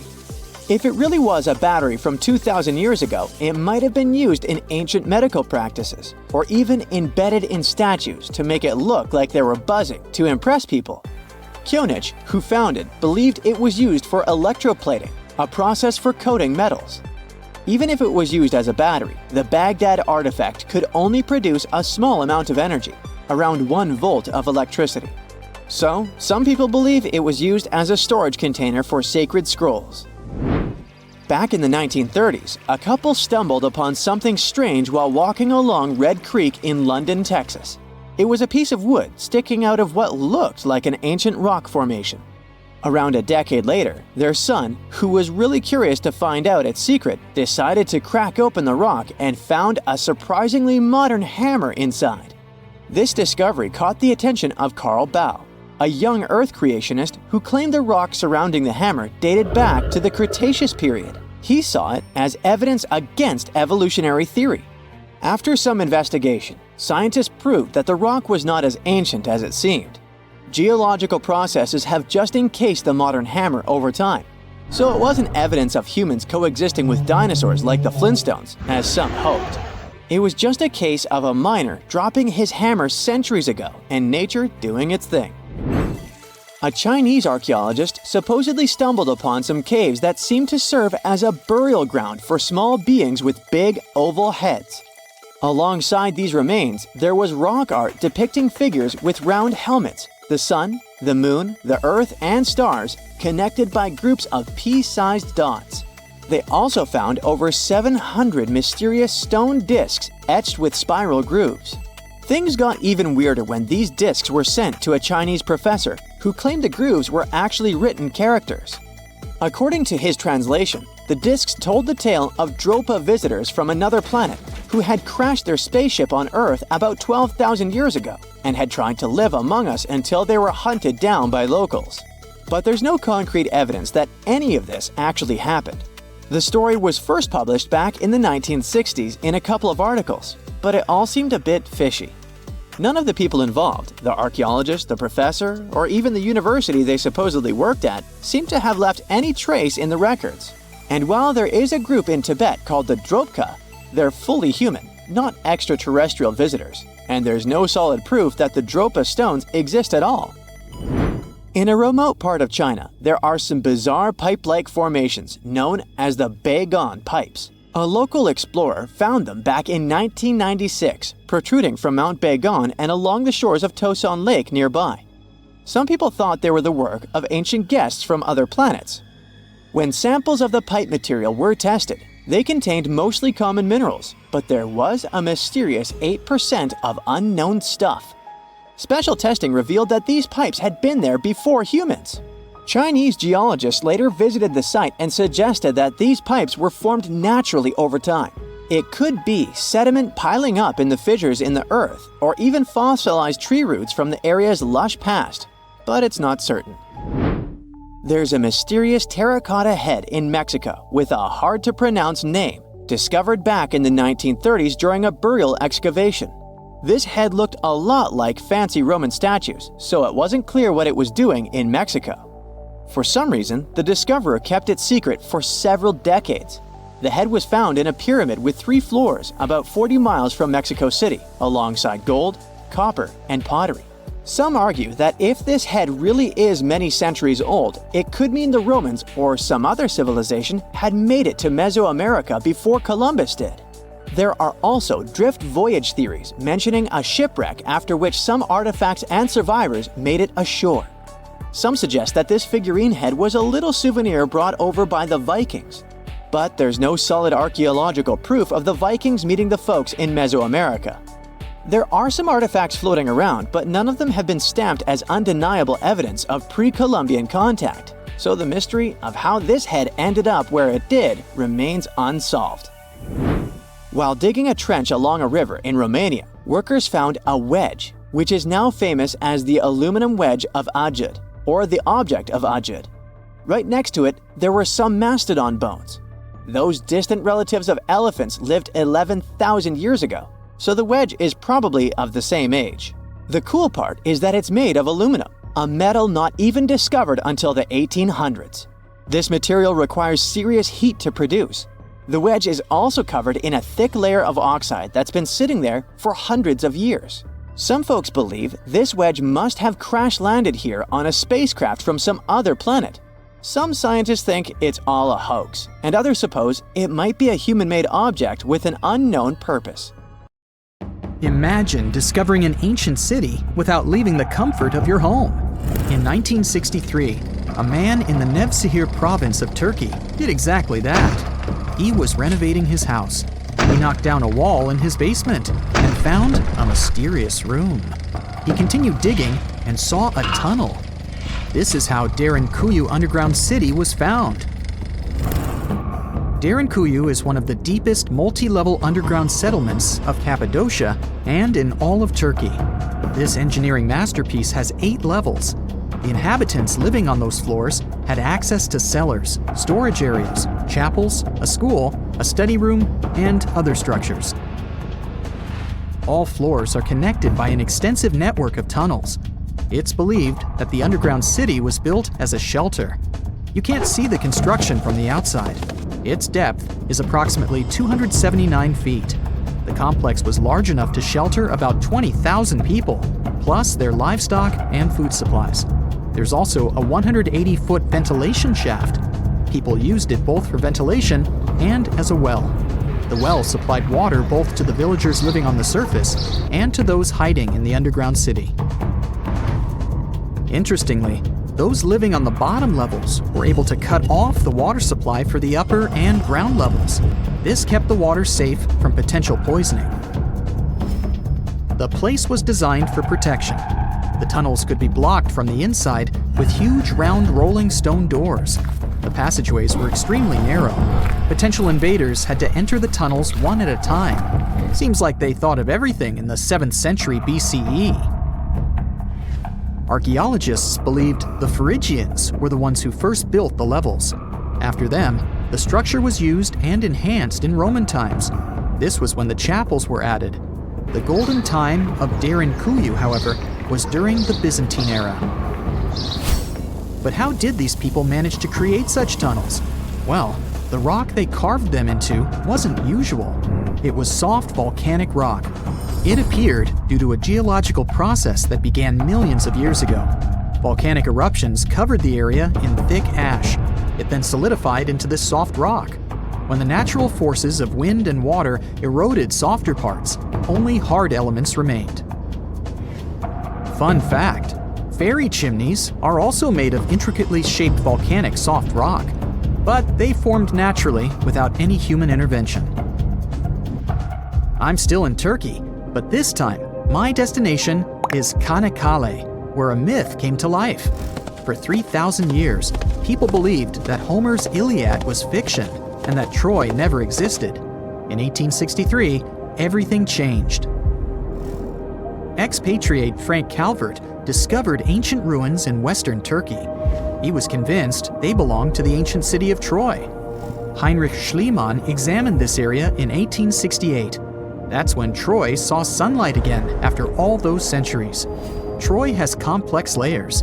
Over the years, 9 ancient cities were built on top of one another. Historians say that the area was strategically located between Europe and Asia, so it became a prosperous trade and cultural center. This strategic position made Troy attractive throughout history. After the Trojan conflict, the city was abandoned between the years 1100 to 700 BCE. Then Greek settlers rediscovered the area, and Alexander the Great ruled there. The Romans then invaded the city. Speaking of this event, the first thing you would see when visiting the site is a replica of the wooden Trojan horse from a movie shot in 2004. The next stop is Lothal. In the 1950s, Lothal and several other Harappan sites were discovered in India. These new provinces extended the boundaries of the Indus Valley civilization. Lothal was an important part of the Harappan civilization. It had vast cotton and rice fields. Plus, it had a bead-making factory. Beads were made from semi-precious stones, like agate. Many of these beads were later found in Mesopotamia, which serves as evidence that Lothal was a thriving trading port. Archaeologists believe that the city was part of an ancient trade route. Traces of agriculture? Check. Traces of trade? Check. What else? The remains of residential buildings, streets, bathing pavements, and drains. Some real city planning, and impressive examples of early urbanization. The town was well constructed. They were modern houses. Some of them had 6 rooms, bathrooms, a large courtyard, and even a veranda. Lothal also had the world's oldest known dock. It linked the city with the Sabarmati River and the trade route. The ancient Mayan city of Calakmul is located in southern Mexico in the tropical forest of the Tierras Bajas. From 500 CE to 800 CE, Calakmul was home to over 50,000 people. There was a central plaza surrounded by outer districts. And if we count both the inhabitants of all those outer areas and those who lived in the center, Calakmul had a population of more than 1.5 million people. It was a city that was habitable for 12 centuries. It's believed that the place had more constructions than any other excavated Maya settlements in the region. After 1000 CE, the Maya civilization there faced a downfall. The settlement that was once the center of Mesoamerica was almost completely abandoned. The ancient city was at the heart of the second largest tropical forest in America. The site is well preserved, so today, if you were to visit it, you would be able to picture what life looked like in ancient Mayan times. The city remains include architectural complexes and sculpted monuments, defensive systems, quarries, water management features, agricultural terraces, massive temple pyramids, and palaces, not to mention a variety of body ornaments and other accompanying objects. It proves that complex state-organized societies lived in this tropical forest. The Mayans depicted nature in their paintings, pottery, sculptures, rituals, and even food. I'm moving on to a place people thought didn't really exist. The city of Thonis Heracleion appeared only in a few inscriptions and ancient texts. Turns out, it was waiting to be discovered for thousands of years. Scientists searched the majority of the coast of Egypt. But then, archaeologist Frank Gaudio and his team detected a colossal face looking at them from under the water. The ancient city of Heracleion was discovered completely submerged 4 miles off Alexandria's coast. In the ruins of the lost city, there were 64 ships, 700 anchors, and a treasure trove of gold coins. Archaeologists consider a 16-foot tall statue and the temple remains the most important findings discovered by the expedition. Back then, the city had ceremonies and celebrations that took place in the Temple of Amun. The ruins and artifacts were made from granite and diorite, so they were in good condition even after having been in contact with water for centuries. They give people a glimpse into what life was like 2,300 years ago in one of the most important trade ports of the world. The city had a network of canals. You can think of it as an ancient Egyptian Venice. The canals linked many separate harbors and anchorages. Towers, temples, houses, and other structures were also linked by bridges. Thonis Heracleion was the country's main port for international trade and the collection of taxes. No one really knows how the city ended up submerged, but archaeologists connect it with natural causes. At the end of the 2nd century BCE, most probably after a flood, Heracleion got covered with water. Then, Alexandria, the city founded by Alexander the Great, became more glorious than Heracleion. Before Alexandria's fame, Heracleion was the main port of entry to Egypt. So, after the disaster, many ships heading for Heracleion had to change their route and go to Alexandria. Heracleion lost its glory until its rediscovery in 1933. Mesa Verde is an American national park in Colorado. The park is the largest archaeological preserve in the U.S., with more than 5,000 sites, including 600 cliff dwellings. Mesa Verde means green table in Spanish. The name comes from the shape of the mountains in the area, with flat tops and steep sides. The park is an ancestral Puebloan archaeological site. Starting from 7500 BCE, A group of nomadic Paleo-Indians seasonally lived in Mesa Verde. They were hunters, gatherers, and crop farmers.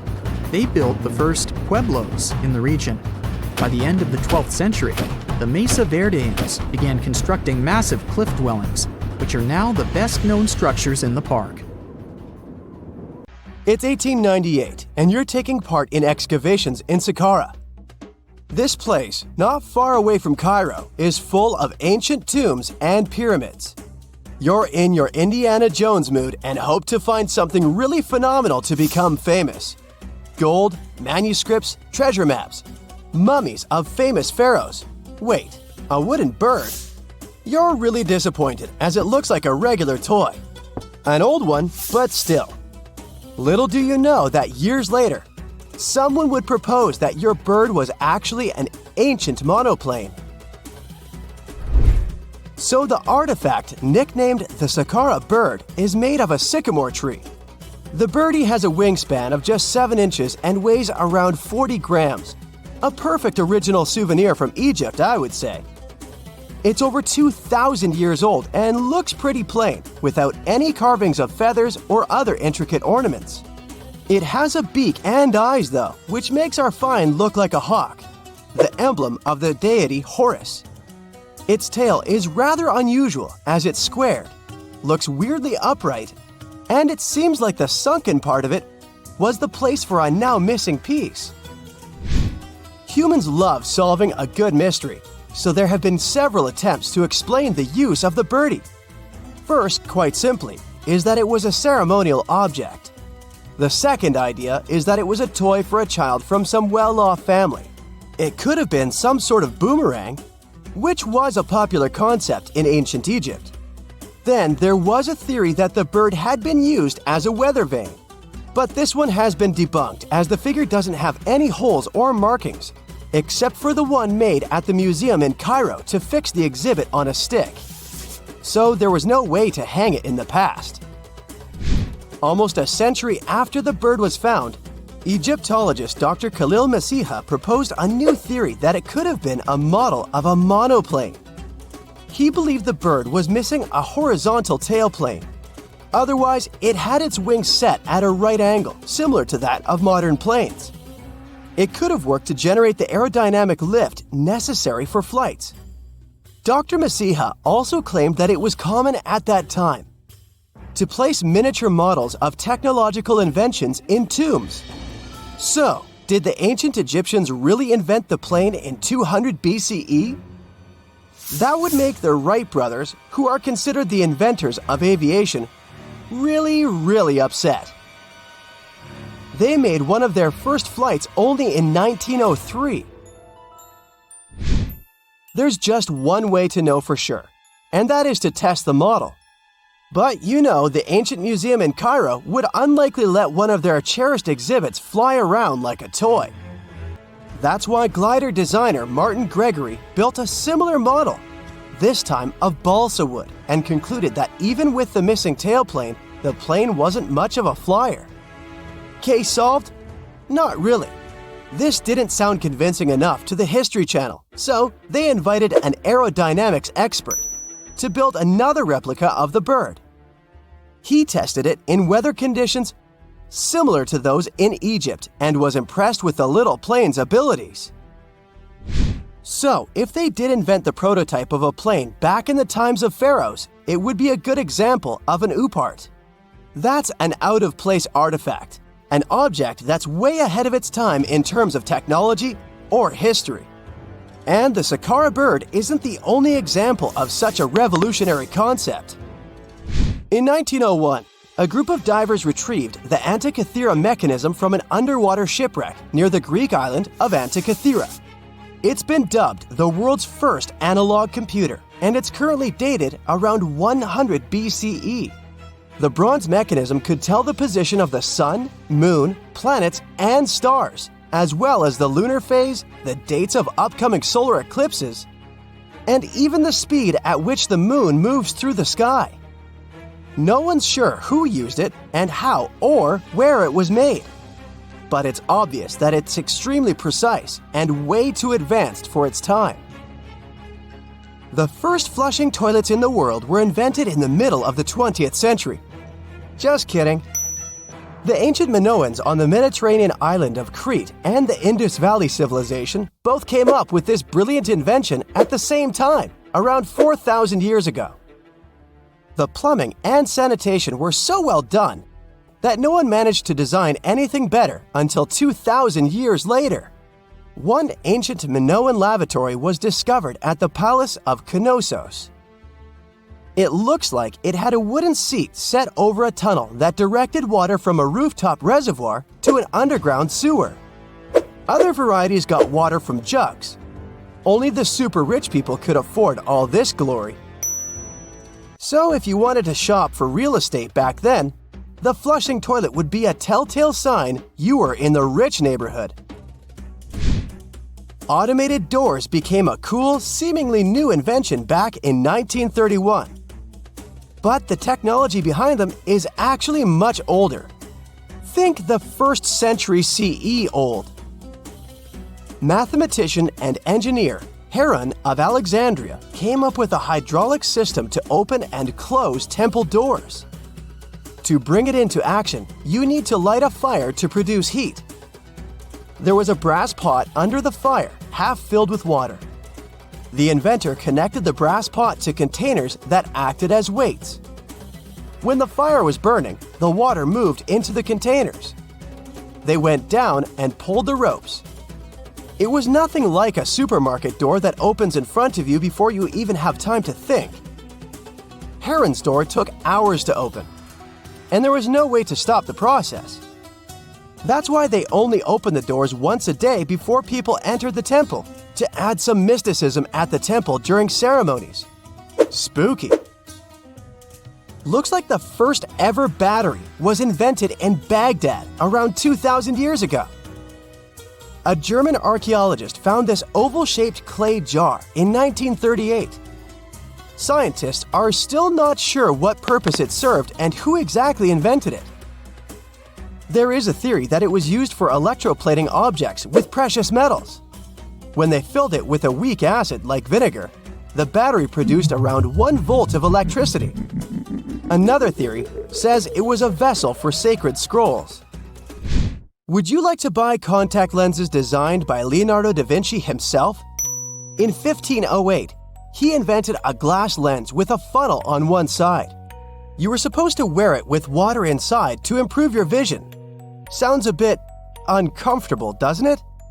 So, around a century later, French scientist René Descartes decided to improve the idea and make the cornea contact the future lenses. Contacts because they contact your eyes, get it? The glass tube with liquid did help improve vision, but blinking was sadly impossible. 2.5 centuries later, new technologies in the glass industry let scientists design contacts that would fit in the eye and even let the wearer blink. Thanks, guys! Still, those lenses were made of heavy blown glass and didn't let the eye breathe.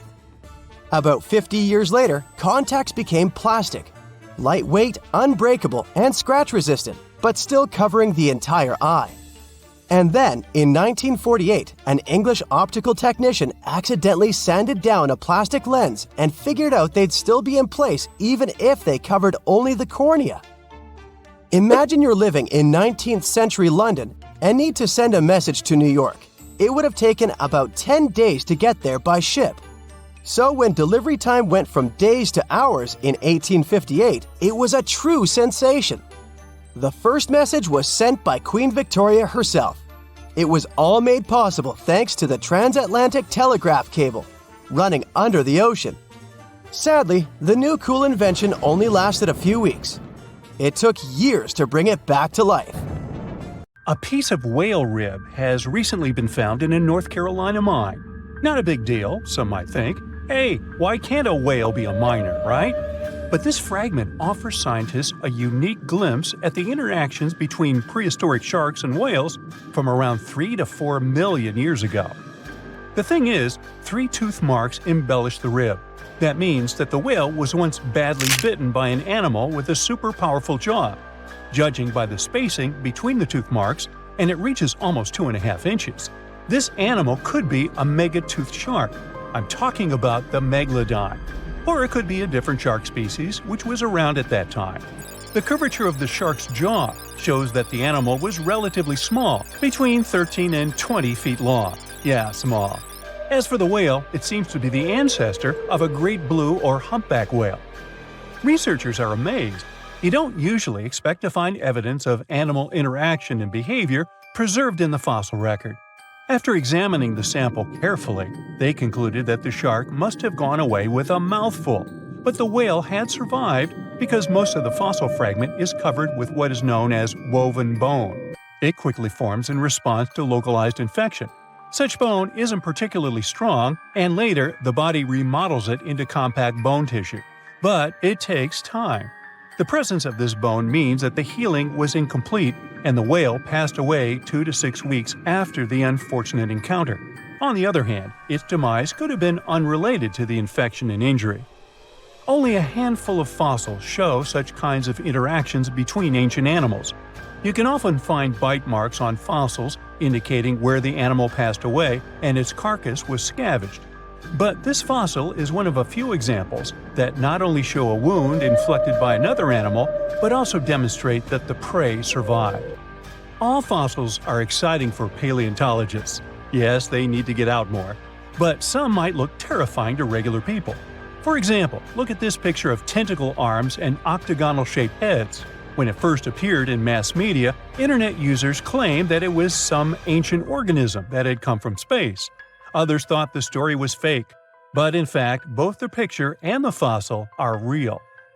The fossil is known as a mortality plate, a fossilized representation of a mass extinction event of one or several species. The fossil actually contains more than a dozen specimens of a type of marine organism called a crinoid. Despite their looks, crinoids were not plants but marine animals. This particular species lived deep underwater on the seafloor. Crinoids were related to starfish, sea urchins, and brittle stars. These creatures could attach themselves to the seafloor with stalks made up of flexible porous discs connected by soft tissue. The stalks were hollow, and that's where the animal's nervous system was located. Crinoids absorbed oxygen through thin-walled tube feet. The creatures usually reached the length of more than 8 inches and had 5 arms lined with leathery-looking tentacle-like structures. They fed on plankton and sloughed off organic material. Now, even though these fossil finds seem to be super exciting, few creatures in the fossil record confuse scientists as much as the Tully monster. This curious sea creature sported a toothy, trunk-like snout and eyes splayed out on a rigid rod. But the most bizarre thing? It has been impossible to classify. Researchers have been considering a variety of organisms, for example, segmented worms, swimming slugs, and primitive eel-like creatures, since the monster was discovered in 1966. Recently, they have even tried to connect it to some species of jawless fish with a backbone-like structure. A team of scientists from Japan has used high-resolution laser scanners to examine the anatomy of Tully monster fossils in 3D. They concluded that the enigmatic fossil might be an invertebrate after all, and still, the true identity of the creature remains elusive. In the 1950s, amateur fossil hunter Francis Tully found a ghostly imprint of a torpedo-shaped organism with a huge tail fin in the Mizon Creek fossil beds in Illinois. Tully had never seen anything similar to the torpedo structure. He took his find to Chicago's Field Museum of Natural History. Paleontologists working there were baffled as well. Since then, scientists haven't been able to determine where the creature fits on the phylogenetic family tree, or where they should spend Thanksgiving. In 1741, an explorer and captain named Vitus Johansen Bering led an expedition to map the coast of Alaska. The ship he was on got shipwrecked on what later became known as Bering Island, and they got hungry. Half the crew survived thanks to the discovery of an extremely large sea cow. With the meat of these animals nourishing them, the sailors managed to build a small ship from the wreckage and return home. On their way back, a scientist who was among them spent his time documenting the animals and plants they had found. The sea cow was particularly interesting because without it, the crew wouldn't have survived. These animals were more than 26 feet long and weighed around 10 tons. All sea cows are member of the order Sirenia, marine mammals more closely related to elephants than cows. The scientists described them as having black skin, a small head, and stubby forelimbs. Those sea cows floated on the water's surface, munching on kelp. After the information about these animals became widespread, sea otter fur trading expeditions made use of that convenient depot en route. Sea cows were docile and could be easily hunted. Long story short, within 27 years after the scientists mentioned those animals, they were driven to extinction. But it's not the saddest part. The fossil record reveals a much deeper and darker history. Fossils of sea cows have been discovered all over the world, from Japan to Mexico. It means that the animal once thrived in the vast kelp beds around the entire North Pacific Rim. That small population discovered by the expedition was probably the last remains of a once much larger and way healthier population. More likely, Aboriginal hunting had already reduced the numbers of these animals to near extinction levels, and the final blow came from Western hunters. The living close relatives of those ancient sea cows are rarely hunted today. Still, they're under threat of extinction themselves. To some, this amazing fossil might look a bit disturbing. Slaves' lentils are fossils that belong to animals called nummelites. They lived and thrived in a warm, shallow sea covering part of Egypt around 40 million years ago. The name nummelites hints at the fact that larger specimens resemble coins, and in Egyptian folklore, they're even referred to as angel's money. These creatures have a simple, single-celled structure, which contrasts with their super intricate skeleton. Look at this series of spiral overlapping whorls. Each whorl is divided into countless tiny chambers. Nummelites can grow to be 4 inches in diameter, and still, they are the fossils of single-celled animals related to amoeba. How and why did they grow to be so large? The reason could be their symbiotic relationships with other smaller organisms. In the case of modern species, such symbionts are tiny golden-brown single-celled algae called diatoms. The shells of nummelites are relatively transparent, and since they're flat, there's a large surface area for the light needed for the diatoms to photosynthesize. For some reasons, scientists are still debating about them. The presence of plant symbionts in animals dwelling in the sea encourages the growth of a calcareous skeleton in hosts. So, the gigantic size of the nummelites in Egypt could be due to their close relationship with symbiotic diatoms. Does that make sense? Fun fact: a species of nummelites evolve very fast, and their fossils change from one layer of sediments to the next. So, the limestone used for the pyramids of Giza are so packed with such fossils that it's known as nummelitic limestone. This limestone also contains 2 kinds of nummelites, the smaller slave's lentils and the larger angel's money. But those are not different species, but rather different stages in the life cycle of a single species. Welcome to Rapa Nui, better known as Easter Island. It's a tiny speck in the vast Pacific Ocean, 2,200 miles away from the coast of Chile. This island is most famous for its eerie moai statues. This place is also home to one of the most mysterious writing systems in the world, called Ronga Ronga. We found it on 27 small wooden tablets. For years, historians have been arguing about the true history of these tablets, and now we might have found the truth. Humans first set foot on this island in the 12th century. For many years, it was home to the Rapa Nui people. They were pretty isolated out there in the Pacific Ocean until Europeans arrived in the 1720s. Europeans brought with them lots of troubles, leaving only a small fraction of the native population alive. Later in the 19th century, a missionary, Eugene Iro, went to the island and discovered the wooden tablets with intricate symbols carved on them. He wrote how marvelous they are, but there are hundreds of them on the island, and that they can be found in every household. But unfortunately, not all of them survive to this day. We've only got 27 of them. Some of them were heavily weathered, burned, or otherwise damaged, and now they're scattered all over the world in museums and private collections. Some of the language's artifacts were carted off to Tahiti and then to Europe by Europeans, leaving none behind on Easter Island itself. The 4 sacred tablets found their home in a congregation in Rome. They were the ones used in the recent discovery. For years, historians have been arguing whether this writing system was made up by the islanders themselves or they borrowed it from Europeans. To find the truth, they decided to use a technique called radiocarbon dating.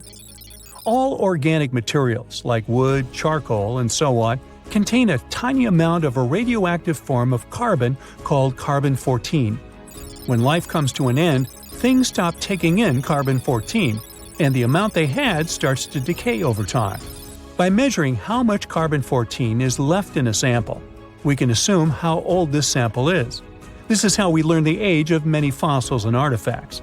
So, they looked at the age of some Ronga-Ronga tablets. 3 of them were crafted from trees grown in the 18th or 19th century, which aligns with the arrival of Europeans. However, one of them is older than the Europeans' first visit to the island. There are 2 reasons to believe that Rapa Nui people created this writing system themselves. First, Ronga-Ronga works differently from European languages. Decoding it is a pretty hard task. Unlike English, this language boasts over 400 unique glyphs, none of which resemble any known writing system. There were many attempts to decipher this language, and none of them were successful so far. And second, one of the tablets is shown to be from around the 15th century, before the Europeans arrived. The problem is that radiocarbon dating can only tell us when the wood the tablet was made from was cut down, not when the writing was put on it. And since we've only got one tablet to go by, this isn't enough to be completely sure. On the other hand, why and where would they preserve cut wood for over 200 years just to grab it and write something on it one day? But anthropologists and historians say that it's possible. Scarce wood resources might have led the islanders to reuse old driftwood, which could be centuries older than the writing itself. This is known as the old wood problem in archaeology. Plus, the tablet looks very preserved. It was maintained to protect it from wood-damaging insects, humidity, and so on. That's why it survived over the centuries. Whatever is written on it, it was probably important for the Rapa Nui people. Now, all of these are guesses and clues, but scientists are cautiously optimistic. They believe that Ronga-Ronga could be one of the rare instances of independent writing invention, like those of the Sumerians or the Egyptians. But we need more evidence. In the Rapa Nui language, rogo-rogo means to recite or to declaim. Not everyone could write, only a select few. Probably only the elite of Easter Island, mostly men, knew and could read this written language. After colonization, none of them survived. So now we have to rack our brains trying to figure out what's written here. First, scholars can't agree on what type of script it is. We aren't even sure that this was their language. But even if it was, we don't know whether it's a primitive form of writing or a fully developed system. In the 1990s, a linguist, Stephen Roger Fisher, believed he might have cracked the code of Ronga-Ronga structure. His idea was that these tablets conveyed cosmogonies. Cosmogonies are stories or narratives that explain how the universe was created and how natural phenomena came to be. They often come from ancient traditions and cultures, like those found in East Polynesia. The tablets could have talked about things like how the world began, where everything came from, and how different aspects of nature, like the stars or the mountains, were formed. This would also explain why only the wise elite could write.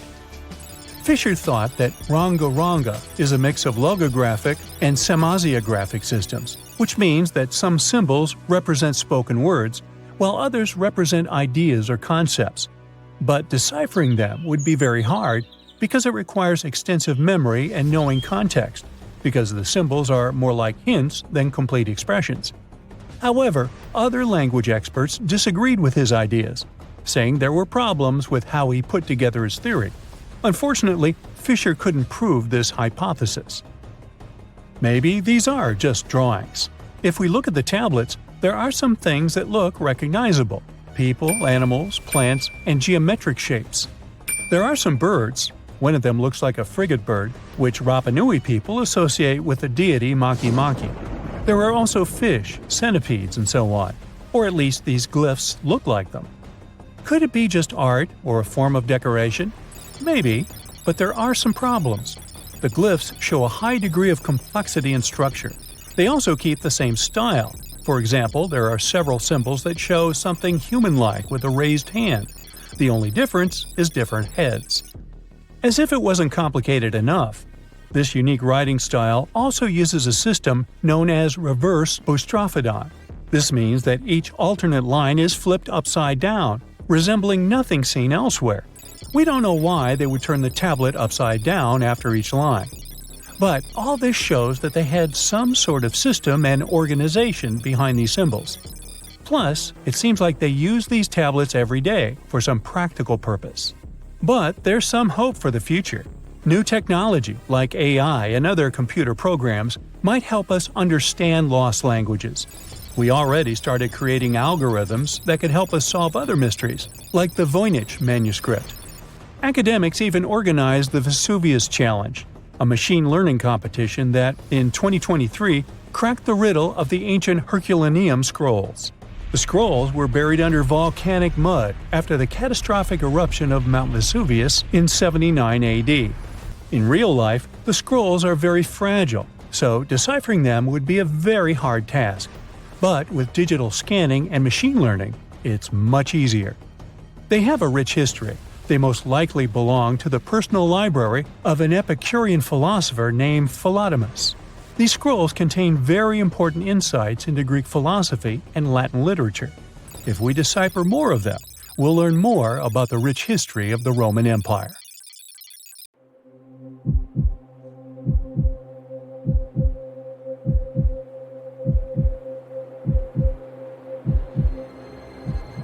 Leave it to people wandering on Google Earth to stumble upon the world's newest and weirdest places ever. Like this mysterious pyramid discovered in Antarctica. Soon enough, the internet blew up with all sorts of theories regarding this unusual shape. Could it be a sign from a different life form? Is this pyramid indeed natural, or is it man-made? For starters, it's not the first time we've discovered a pyramid in the Antarctic. The first one was observed by the British Antarctic expedition in the 1910s and kept secret for a long time. Its discovery being kept hidden only added to the mystery. A second such structure was discovered in 2016, which further increased the interest in the matter. The mystery was soon enough deciphered by scientists. These formations are just mountains. They're located near the Ellsworth Mountains, a range over 250 miles long, so they're just mountain peaks that have broken through the ice sheet. As for their particular shape, it's just a coincidence. Pyramids are found throughout nature. The Matterhorn in the Alps and Mount Ballenstinder in Iceland, for example, are quite similar in terms of shape. As for the official name of these peaks, they're called nunataks, or peaks of rock peeking through a glacier or an ice sheet. Antarctica has way more incredible features, like the fact that it's home of 60 to 90% of the world's fresh water. That's because its ice sheet is the biggest on our planet, stretching across 5.4 million square miles. I'll spare you the calculations, but that leaves only 1% of the continent ice-free. Antarctica's ice reaches 2.7 miles thick at its deepest point, meaning half the height of Mount Everest. Should it ever melt completely, our sea levels would rise to roughly 200 feet. It wasn't always this cold, though. At some point in our planet's history, Antarctica had some average temperatures as the city of Melbourne has today. It took a lot of research, but scientists figured out that Antarctica's temperatures could have reached up to 62.6 degrees Fahrenheit.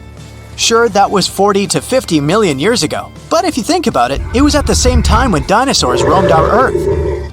Time is also different on this icy continent. All the lines of longitude that help us calculate different time zones merge into a single point at the South Pole.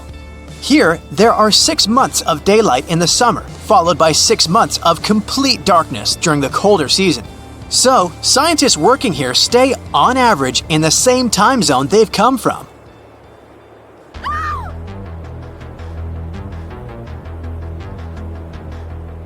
The Blood Falls aren't a chapter of a thriller movie. They are merely a series of waterfalls located in one of the driest regions of Antarctica. They emerge from an underground lake filled with a special type of bacteria. These little organisms use sulfates as fuel instead of sugars, which makes them very intriguing for scientists. The water contained in this lake is so full of iron that it basically just rusts when it meets air. So, the reddish color of the waterfall also gives it its trademark name. The megalodon was the largest predator ever known in our planet's history. In terms of its location, the megalodon lived practically in all waters on our globe, except near the poles.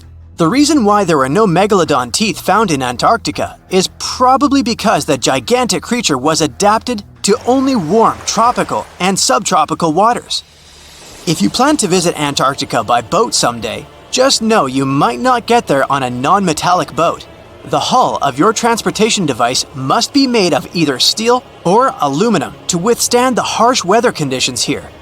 Antarctica isn't home to a lot of bugs. In fact, there is only one true species of insect that calls this place home. It's a wingless midge called Belgica antarctica.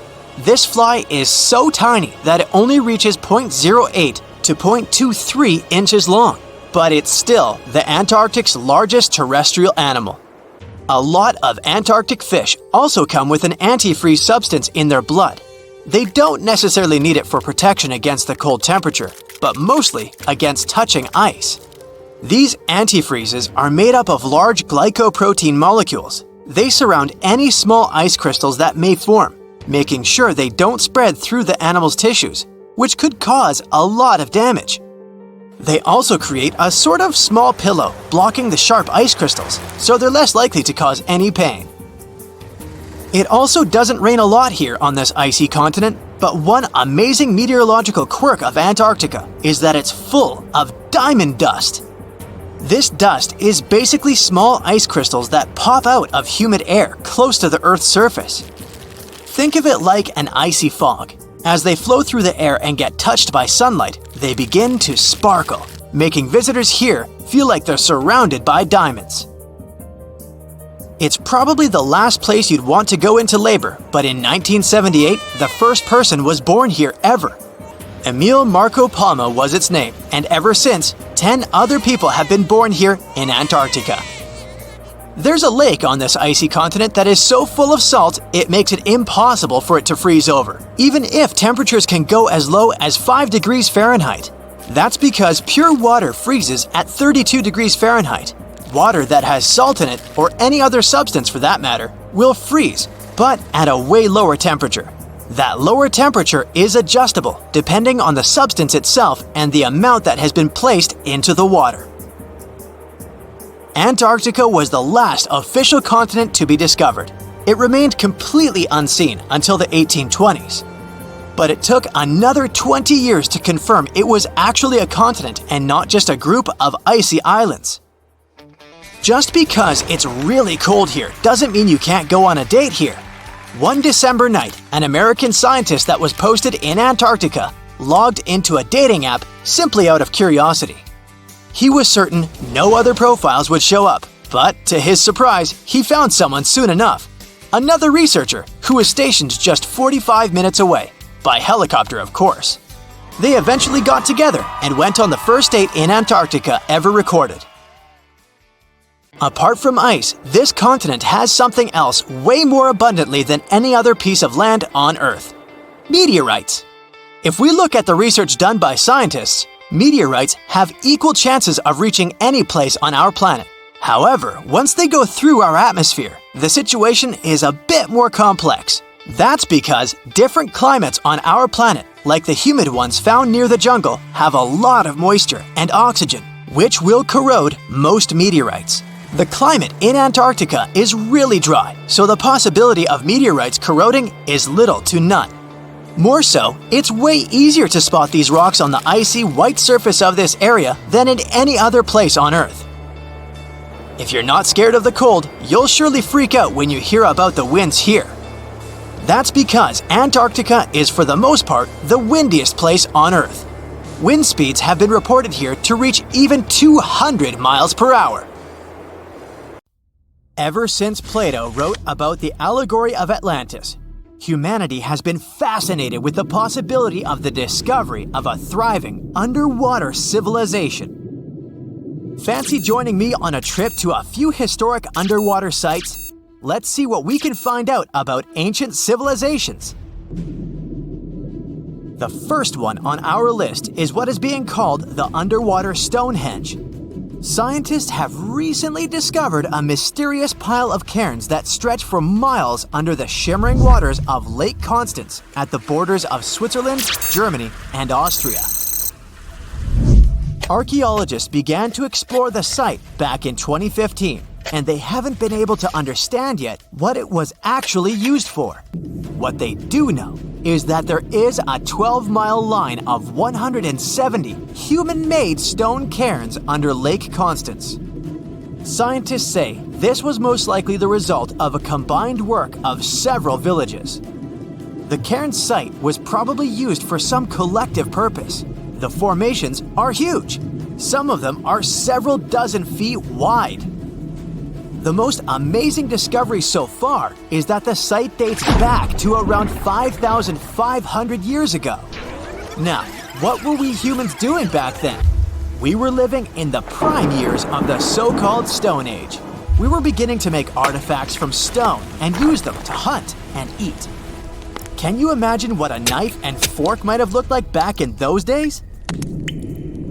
It's no coincidence that scientists call this site the underwater Stonehenge, though. Both sites are believed to have been built around the same period of time. You see, Stonehenge dates back to around 3100 BCE. Both sites carry the distinct characteristic of stone monuments built in a circle. Not to mention the fact that scientists also haven't figured out why on Earth our early ancestors would feel the need to build a monument such as Stonehenge. Well, the mystery of Lake Constance hasn't been solved yet. Who were the Neolithic people from this area? And for what purpose did they go through such an amount of work and effort to build this huge stone site? Next, we're taking you on a tour of the Ryukyu Islands just off the coast of Japan. You're diving deep down to an archaeological site. But I should warn you, the waters of the Pacific Ocean are far from smooth. It doesn't take long before you see a huge structure, thanks to the sunlight shining down on the seabed. At first, it looks like Machu Picchu's ruins located across the globe in Peru.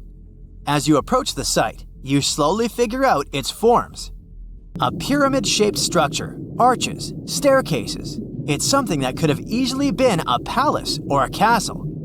Could this be a sign of human activity? What you've just seen is known today as the Yonaguni Monument. It also goes by the name of Japan's Atlantis. The entire monument is about the size of 5 soccer fields and the height of a 5-story building. Its most surprising feature is its expanse of terraces. Explorers and scientists believe that Yonaguni might be 10,000 years old. But whether it's a human-made structure or a natural formation is still under debate. For Japan's top marine geologist, Professor Masaki Kimura, Yonaguni is the heritage of a lost civilization. Kimura has dived to the bottom of the ocean to explore the ruins over 100 times over the past 10 years. According to him, there are clear signs of human activity down there. On the monument's surface, there is a triangle-shaped concave that is a historical symbol of water fountains in the region. There's also a giant turtle carved on the eastern side of the structure. And, according to Kimura, turtles have an important cultural meaning. Several pieces of stone tools have been recovered from the site. Their estimated age is around 10,000 years. However, not all scientists support this theory. For many, Yonaguni is the result of thousands of years of erosion. The fact that the monument is composed of one massive rock leads them to believe it's not human-made. The defined edges and flat surfaces resemble a natural formation in Northern Ireland, known as the Giant's Causeway. The basalt columns look like the ruins of a palace, but they're actually the result of volcanic activity in the region. Now, you're flying to the coast of Greece, 4 hours away from Athens. More specifically, you're in the Peloponnese Peninsula. You dust off an old snorkel and head for a free dive on a bright sunny day. Sometime into the dive, you start noticing patterns on a seabed. 13 feet below the surface, outlines of familiar objects start to appear, one by one. As you continue swimming, what looks like the outline of an entire city emerges in front of your eyes. Are you wondering how water could have taken the whole city? Rocks are perfectly aligned into what appears to be the foundation of a building. This is Pavlopetri, an ancient city you've probably heard about for the first time. It was discovered by Nicholas Fleming, a British oceanographer, when he was on vacation in Greece. He had heard rumors about Pavlopetri's existence and indeed found several artifacts on the seafloor. He went back to the area a year later with the team. They found a site filled with pots, storage vessels, and tools. A kernstone, for instance, is a tool used for grinding grains and turning them into flour. Multiple amphoras indicate that this settlement dates back to the Bronze Age, 5,500 years ago, when people started living in towns. The settlement is believed to have existed for over 2,400 years. Today, Pavlopetri is considered the oldest submerged town ever discovered, and what's impressive is that it wasn't a simple village. It was a vibrant port city with stone buildings, a marketplace, streets, and even squares. The next stop on our voyage is one of today's most famous underwater cities that has been turned into an archaeological park. The city of Port Royal in Jamaica exists only below the surface, but in 1692 it was one of the wealthiest cities in the Western Hemisphere. Port Royal was the center of the British Empire at the time and an important trade city that attracted people from all over the region. It was also home to real-life pirates of the Caribbean. On the morning of June 7, 1692, the people of Port Royal met a different fate than they had probably expected. The city woke up shaking. People were thrown out of their beds by the power of a massive earthquake, ranking 7.5 on a Richter scale. One survivor said he had seen Earth opening up and swallowing the whole town. What he said could be true, as the city was mainly built on sand. The ground swallowed buildings, roads, you name it. Geysers erupted, and finally, waves as big as 10-story buildings hit the city. About 33 acres of the city disappeared under the water. Amazingly, most of its 17th century remains are still in good condition under 40 feet of water. Archaeologists have found taverns, storage rooms, kitchens, and recreational buildings used for diverse purposes. You can also see a grand lion statue, a submerged bridge, and many picturesque arches. Of course, I saved the best for last: India. Just off its coast lies another sunken marvel. A site known as the Lost City of Cambay is located in the Gulf with a similar name. It remained undiscovered until 2001, when the National Institute of Ocean Technology made a routine water assessment. With the help of sonar technology, which sends a wave sound to the bottom of the sea, they found something far beneath the surface. Images showed well-defined geometric shapes spread along a 5-mile stretch. The remains date to more than 9,500 years ago, meaning this civilization was lost at around the end of the Ice Age. Debris recovered from the site included construction material, pottery, beads, sculptures, and even bones.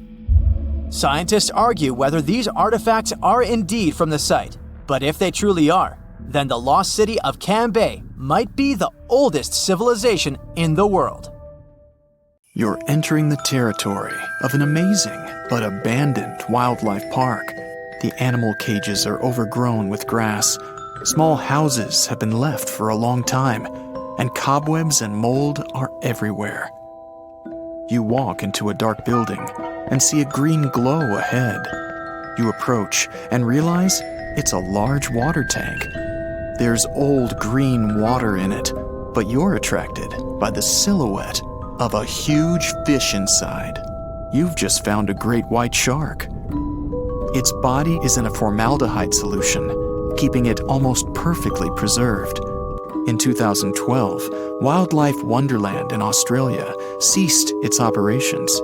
All the animals were moved from there, but the shark was forgotten. In 2018, urban explorer Luke McPherson visited this abandoned place and posted a video of the embalmed shark. The video got millions of views, and the shark got a name, Rosie. Since then, the park has attracted many tourists.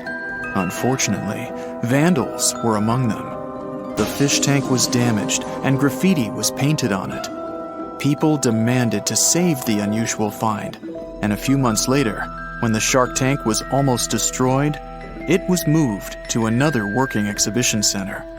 There, they restored the tank and renewed the liquid in it so the shark could retain its appearance.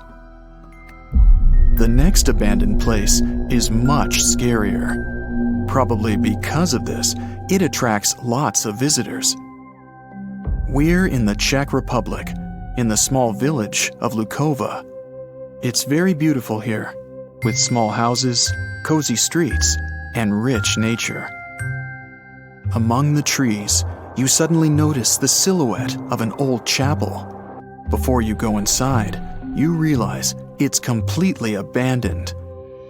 You see old bricks with faded paint on the walls and a rusting metal roof.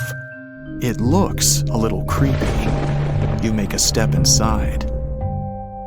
If some travelers discovered this place at night, they would run away screaming from what they saw inside. There are patrons in the chapel. Most of them are sitting on benches, and some are standing. They don't move because they are plaster statues. But the most terrifying thing is that each statue is covered with a white sheet. In 1968, the chapel roof began to rot. Eventually, it collapsed, and residents stopped coming here. In 2014, an artist made some plaster statues and placed them here to make it seem as if the building was haunted. This installation attracts tourists from all over the world, which helps gather the money to restore the chapel. We're in the US now, driving along Vashon Highway.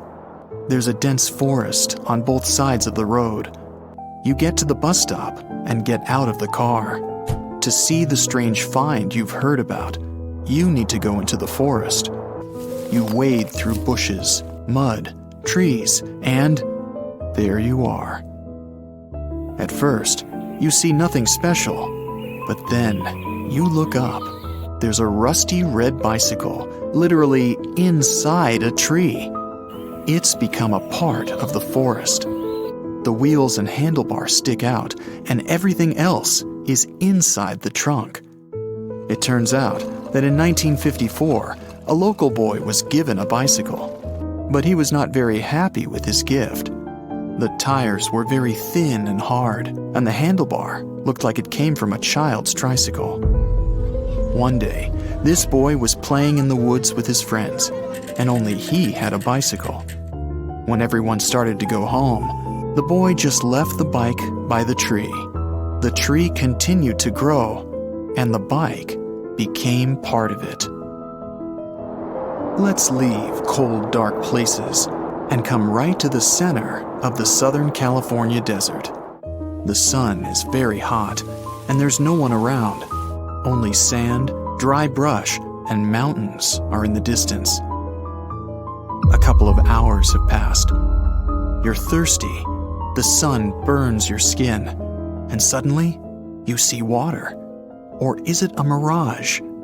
You approach in hopes it isn't. Yes, this is real water, but it's not an oasis. Here, in the middle of the desert, there's an unmarked swimming pool. What a pleasure it is to jump inside. It's called a social pool. An artist built it in the summer of 2014. Absolutely anyone can use this pool, but not everyone will be able to find it.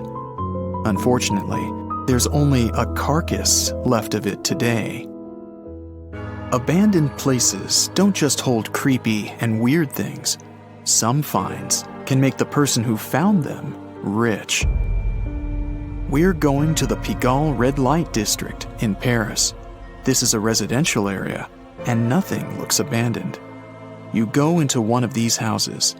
You meet people at the entrance who check their mail in the box. You go up the stairs and stop at the door to a certain apartment. It looks dilapidated. You open it and step inside. What you see here reminds you of a creepy scene from a haunted house movie. All the furniture and decorations are not from this century. The whole apartment looks like an antique. A thick layer of dust covers every inch of this place. Old, creepy dolls and stuffed toys lie on the tables and the floor. Add a disturbing tune from a music box, and you have a full horror set. You feel like you've traveled a century back in time. And in a sense, it's true. The owner of the apartment moved out in the 1940s. She left everything as it was.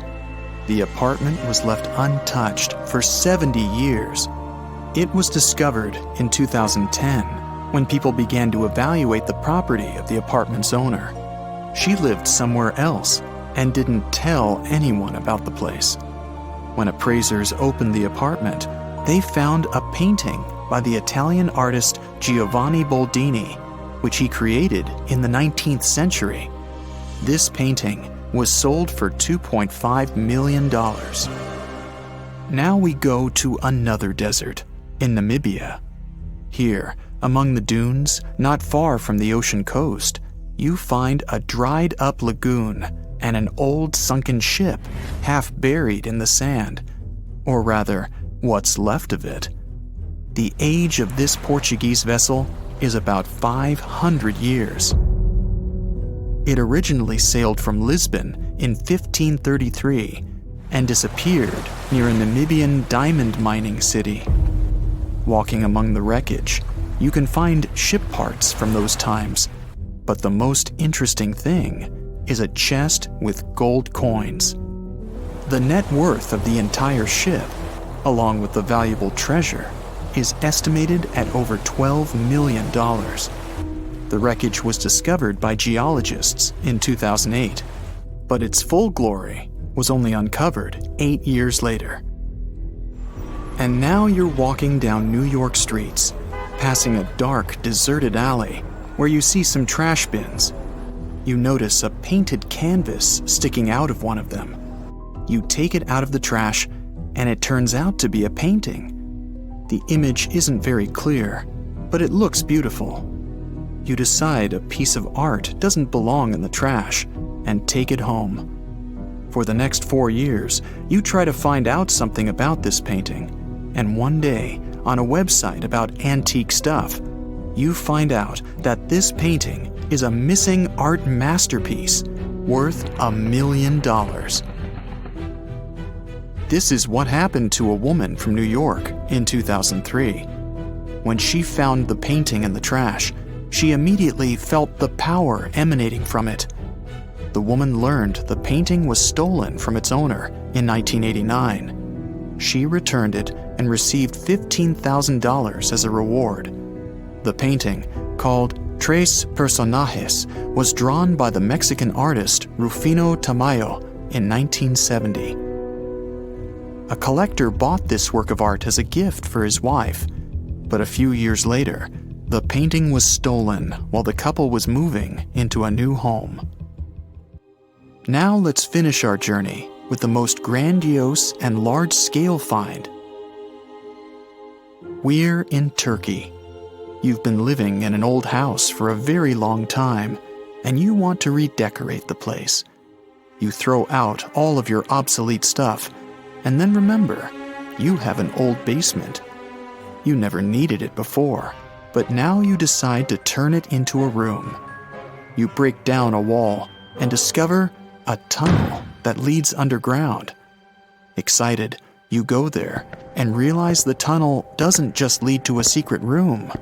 It leads to a colossal underground city.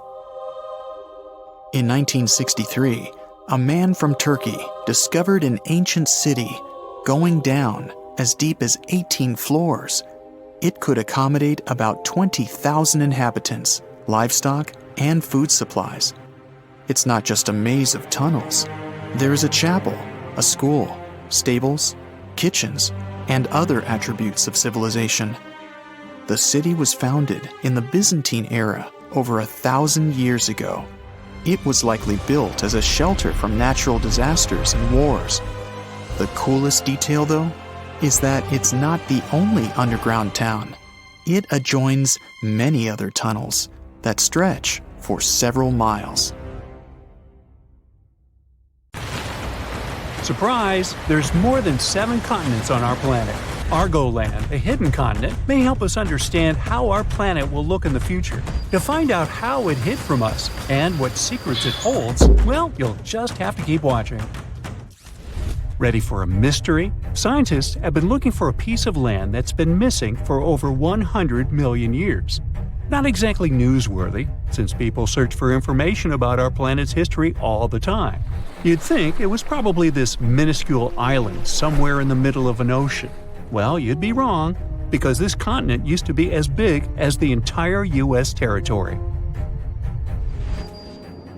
For a long time, geologists have been wondering whether a massive chunk of contemporary Australia vanished into thin air. Some believed it was simply hiding somewhere on the ocean floor.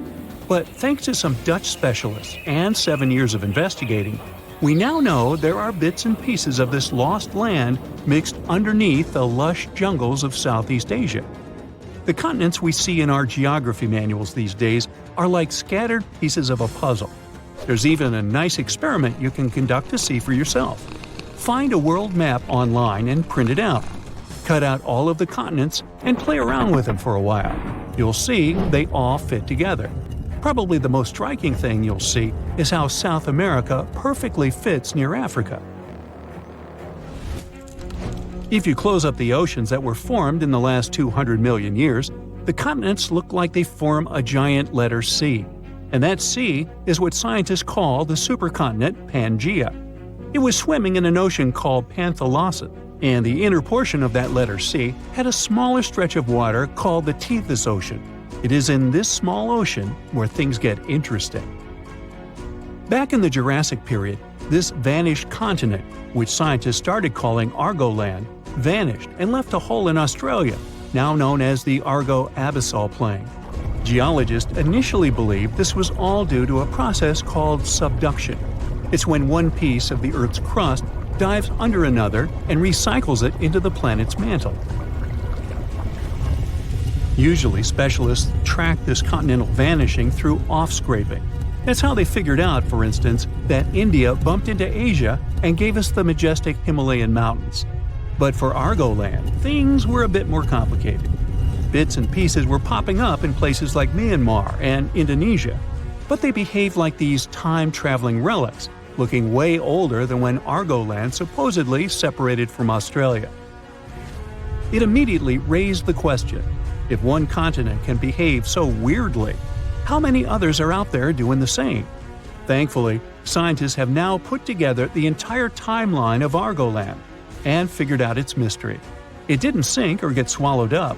It simply transformed into an archipelago, breaking into smaller pieces, called microcontinents, and floating away from Australia.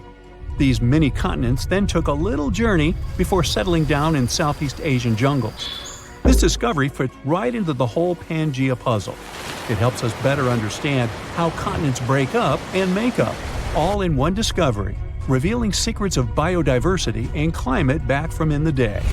If you'd like to find out more secrets about history, civilization, or random day-to-day objects, be sure to like this video and subscribe to the channel.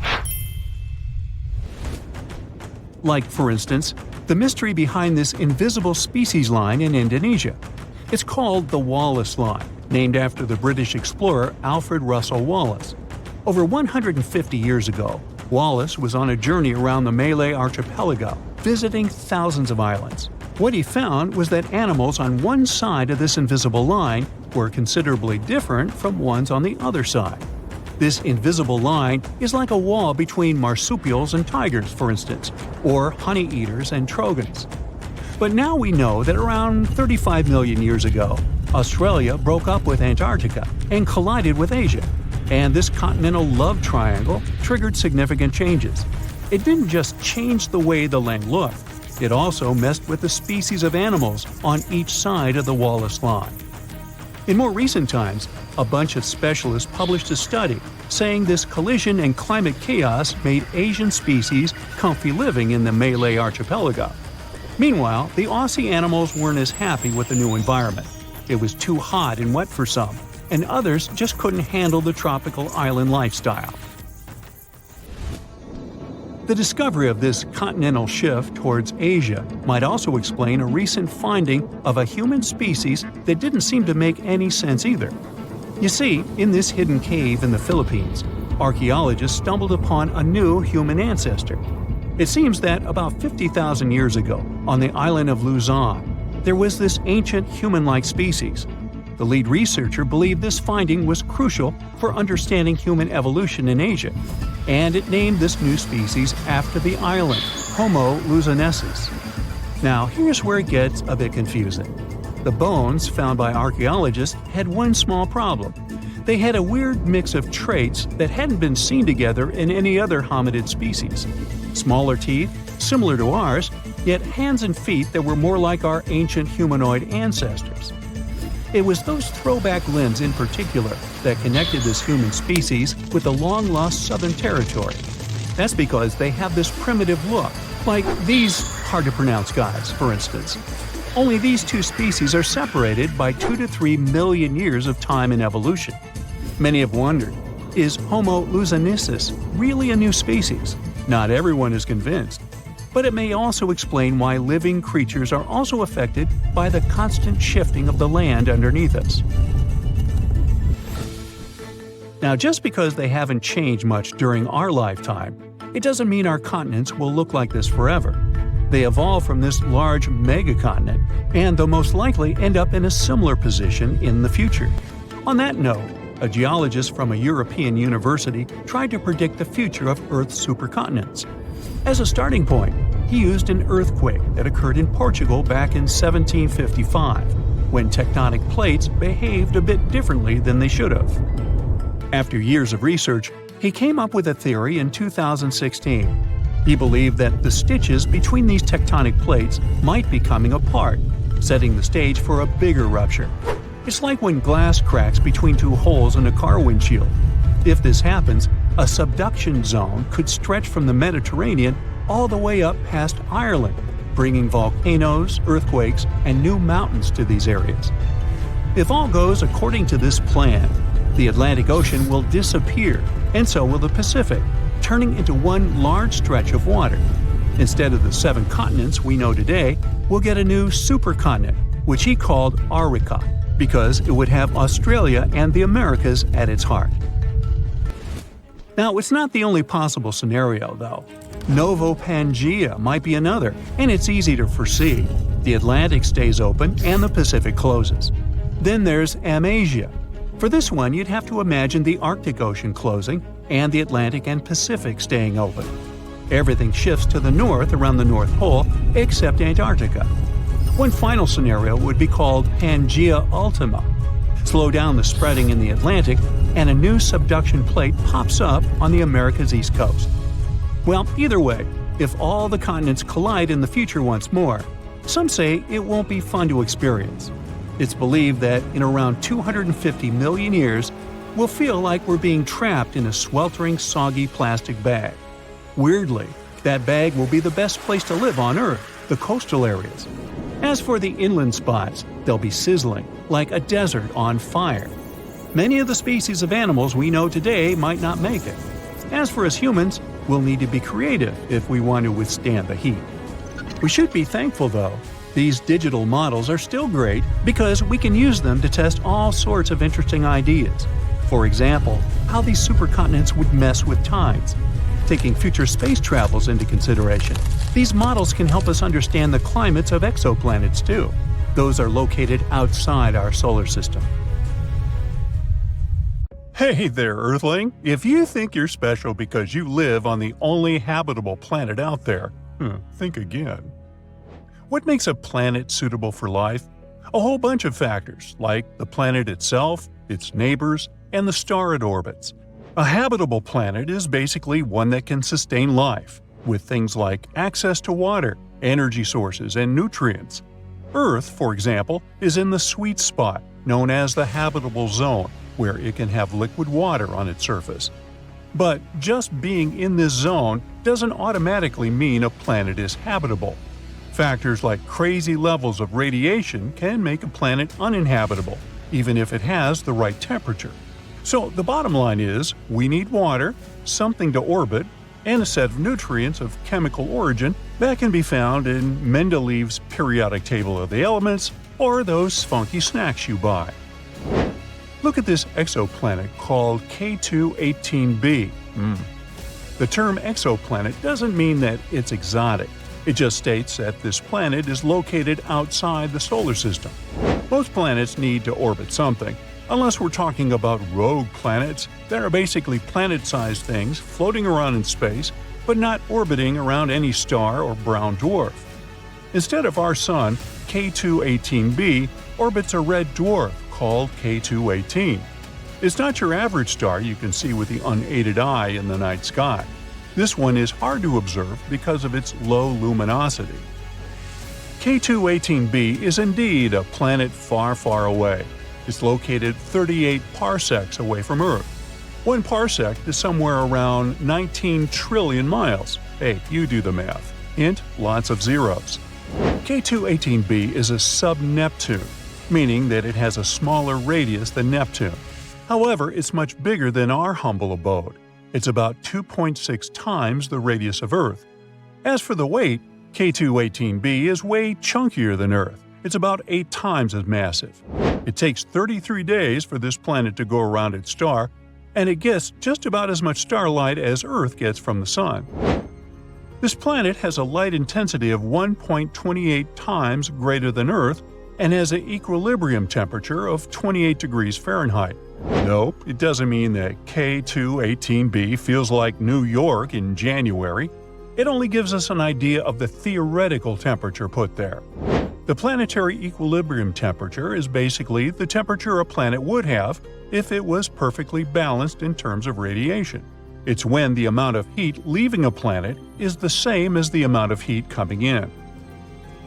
Now, the trillions of miles that set us apart aren't a problem for potent telescopes, such as the Kepler Space Telescope that discovered this planet and the James Webb Space Telescope that is studying its atmosphere now.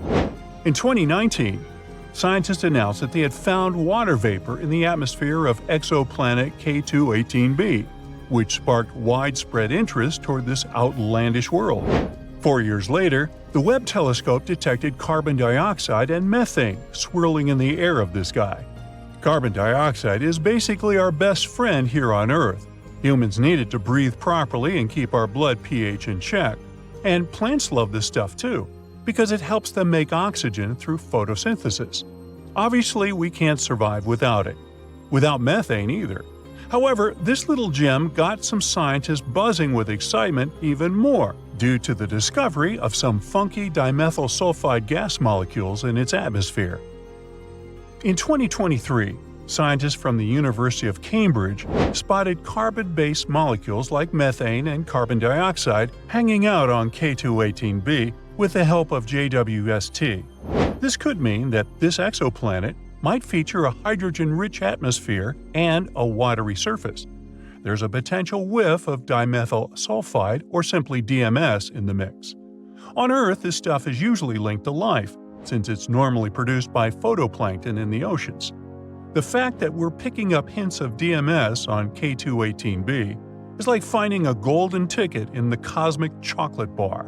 Hey, kinda gives you the willies now, doesn't it? Why is DMS so important, you ask?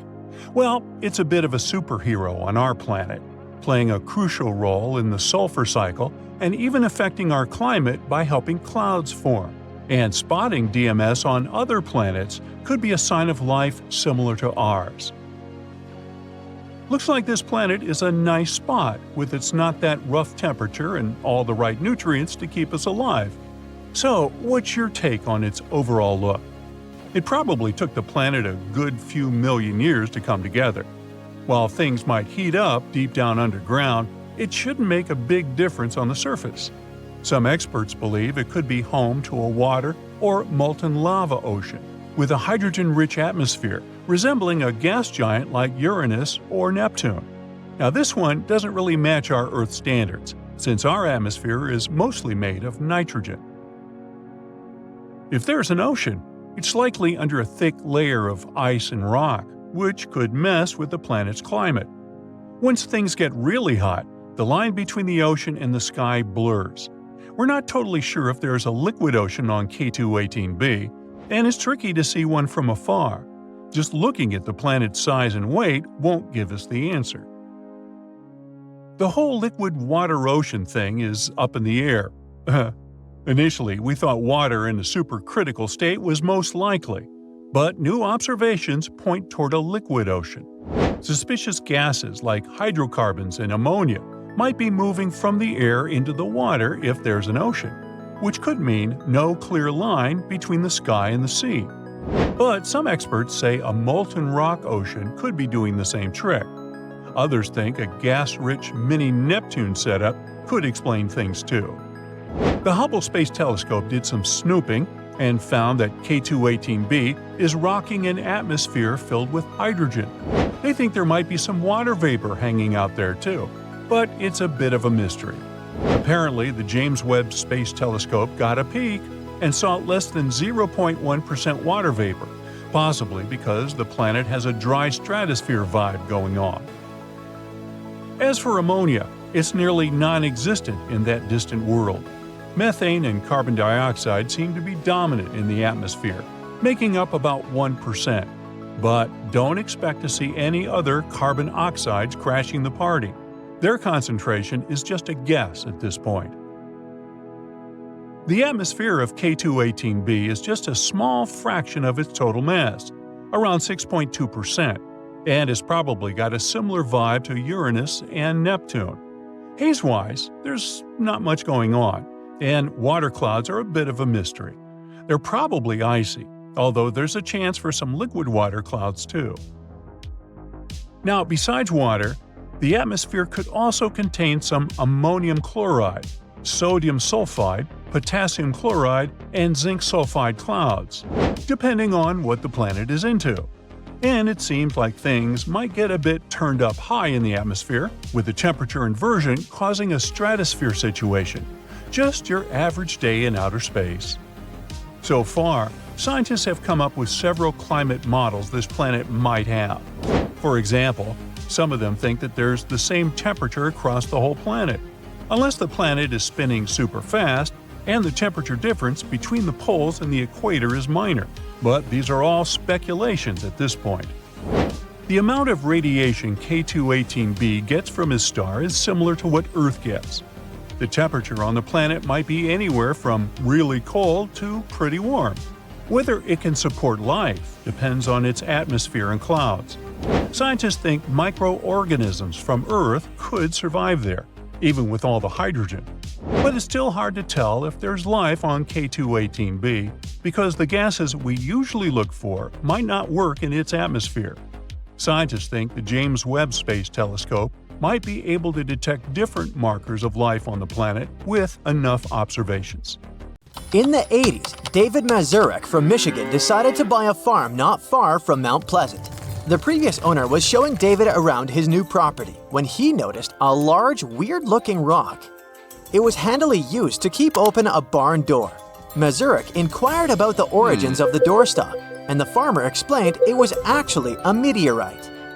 It had arrived at the property with a loud bang back in the 30s. The following morning, the farmer and his father found the crater the meteorite had left and dug out the guest from space, which was still warm. They found a practical use for it to serve as the doorstop, and the good news for the new owner was that the meteorite came with the property. He decided not to change anything about it for as long as he lived at the property. When he was moving to a new home, he took the rock with him and used it as an interstellar doorstop for another 30 years. Sometimes, David would let his children take it to school to show it to others. Then he found out that Michigan residents find and sell pieces of meteorites for some good money. Since his piece was huge, weighing 22 pounds, he decided to take it to Central Michigan University to find out its value. A local geology professor was getting tired of similar requests because, for 18 years, the finds that people brought her turned out to be not meteorites at all. But this time, she could feel something special from the start. She tested the rock and determined it was a real meteorite made from 88.5% iron and 11.5% nickel. It turned out to be the 6th largest recorded find of this kind in Michigan and the most valuable specimen she's ever worked with. They sent a slice for another round of verification to the Smithsonian Institution in Washington, D.C., and it was all officially confirmed. It also turned out that the meteorite was a piece of an early solar system. Both the Smithsonian and the Maine Museum considered purchasing the rock for a hefty sum. In the end, Mazurek sold his meteorite to Michigan State University's Abrams Planetarium for $75,000. He gave 20% of the money to Central Michigan's University's Earth and Atmospheric Sciences Department, where they confirmed the rock's true identity. For ages, a painting by the renowned 13th century Florentine artist Cimabue seemed to have vanished into thin air. But in 2019, it made a surprise appearance in the cozy home of an elderly woman residing in the French countryside. The lady was about to sell the house and invited an auctioneer to see how much she could get for her belongings. I guess she didn't expect the painting that had adorned a space about a kitchen hot plate could be worth millions. The auctioneer recognized the painting had the brushstrokes of a famous painter who lived centuries ago. Expertise confirmed it was an original, a part of a series made in 1280, and one of the only 11 paintings by Cimabue left in the world. Infrared light unveiled subtle corrections the artist had made during the creation process, which only solidified its authenticity. Art experts thought the painting would sell at an auction for around $6 million, but they were wrong. The real price the new owner eventually paid was over $26 million. Back in 1831, a chessboard with intricately carved chess pieces, all made from walrus ivory, was found in the sandy dunes on the Isle of Lewis. 5 of the chess pieces were missing. Almost 2 centuries later, a family from Edinburgh brought a chess piece to the prestigious Sotheby's auction house. The grandfather of the family bought it in 1964 for just $6. He passed it on to his daughter, and although the family had no idea about the real value or importance of the piece, they felt it was really special. It was kept in the house as a family heirloom they'd sometimes take out to admire. As the Sotheby's staff examined the piece, they realized it was a 12th or early 13th century Lewis chess piece from the renowned set. The other Lewis chess piece had found their home in institutions like the British Museum and the National Museum of Scotland in Edinburgh. The intricate craftsmanship, the historical significance, and the mystery of its journey all added up to the value of the piece, which sold at an auction in London for $925,000. Imagine shopping at a car boot sale and getting a 26-carat diamond ring for $13. Sounds like an urban legend, but it actually happened to a lady in the UK. She was convinced that her purchase was a piece of costume jewelry and casually wore it around for 30 years. One day, she decided to check if the ring was worth more than $13 with a local jeweler. It turned out that the rock was a cushion-shaped diamond set which most likely belonged to royalty or a person of great wealth in the 19th century. It was before modern diamond mines were discovered, and there were really few of those rocks available in the whole world. It was so hard to imagine a diamond in it because it hardly looks like the ones we're used to today. When we think of diamonds, we imagine something sparkling bright. This one was made for candlelight and had an old-fashioned cut and mount which darkened over time. The silver had tarnished and there was most likely some dirt on it. The ring was sold at Sotheby's fine jewelry auction in London for almost $850,000. Experts believe it's not the end of its journey. The new owner can recut it to make it look more modern, and with more sparkle, it could be worth many times that price. Back in 2011, Frank Abrams, a defense attorney from North Carolina, stumbled upon a 19th century tintype photograph at a flea market. He purchased it for $10. It looked like an ordinary picture of 5 cowboys, but experts had reason to believe that one of these cowboys is none other than the infamous outlaw, Billy the Kid. Abrams realized that he might possess a historical gem after watching a TV program about a photo featuring Billy the Kid playing croquet. A Google search led him to images of Pat Garrett, the sheriff of Lincoln County, New Mexico, who was known for taking Billy's life. Abrams was stuck as he saw a figure in this photograph that resembled Pat Garrett, and he wondered if the lean man in the background might be Billy the Kid. He asked for the help of forensic analysts and professors, who had reasons to believe that the photo indeed captured Billy the Kid and Garrett. A handwriting expert in Texas was able to match a signature on the image to known samples of Garrett's handwriting. Experts date the photograph to the late 19th century. How this image ended up in a North Carolina flea market remains a mystery. Another recently discovered photo of Billy the Kid, depicting him playing croquet, has been valued at $5 million. As for Abrams' tintype, its potential value could be even higher.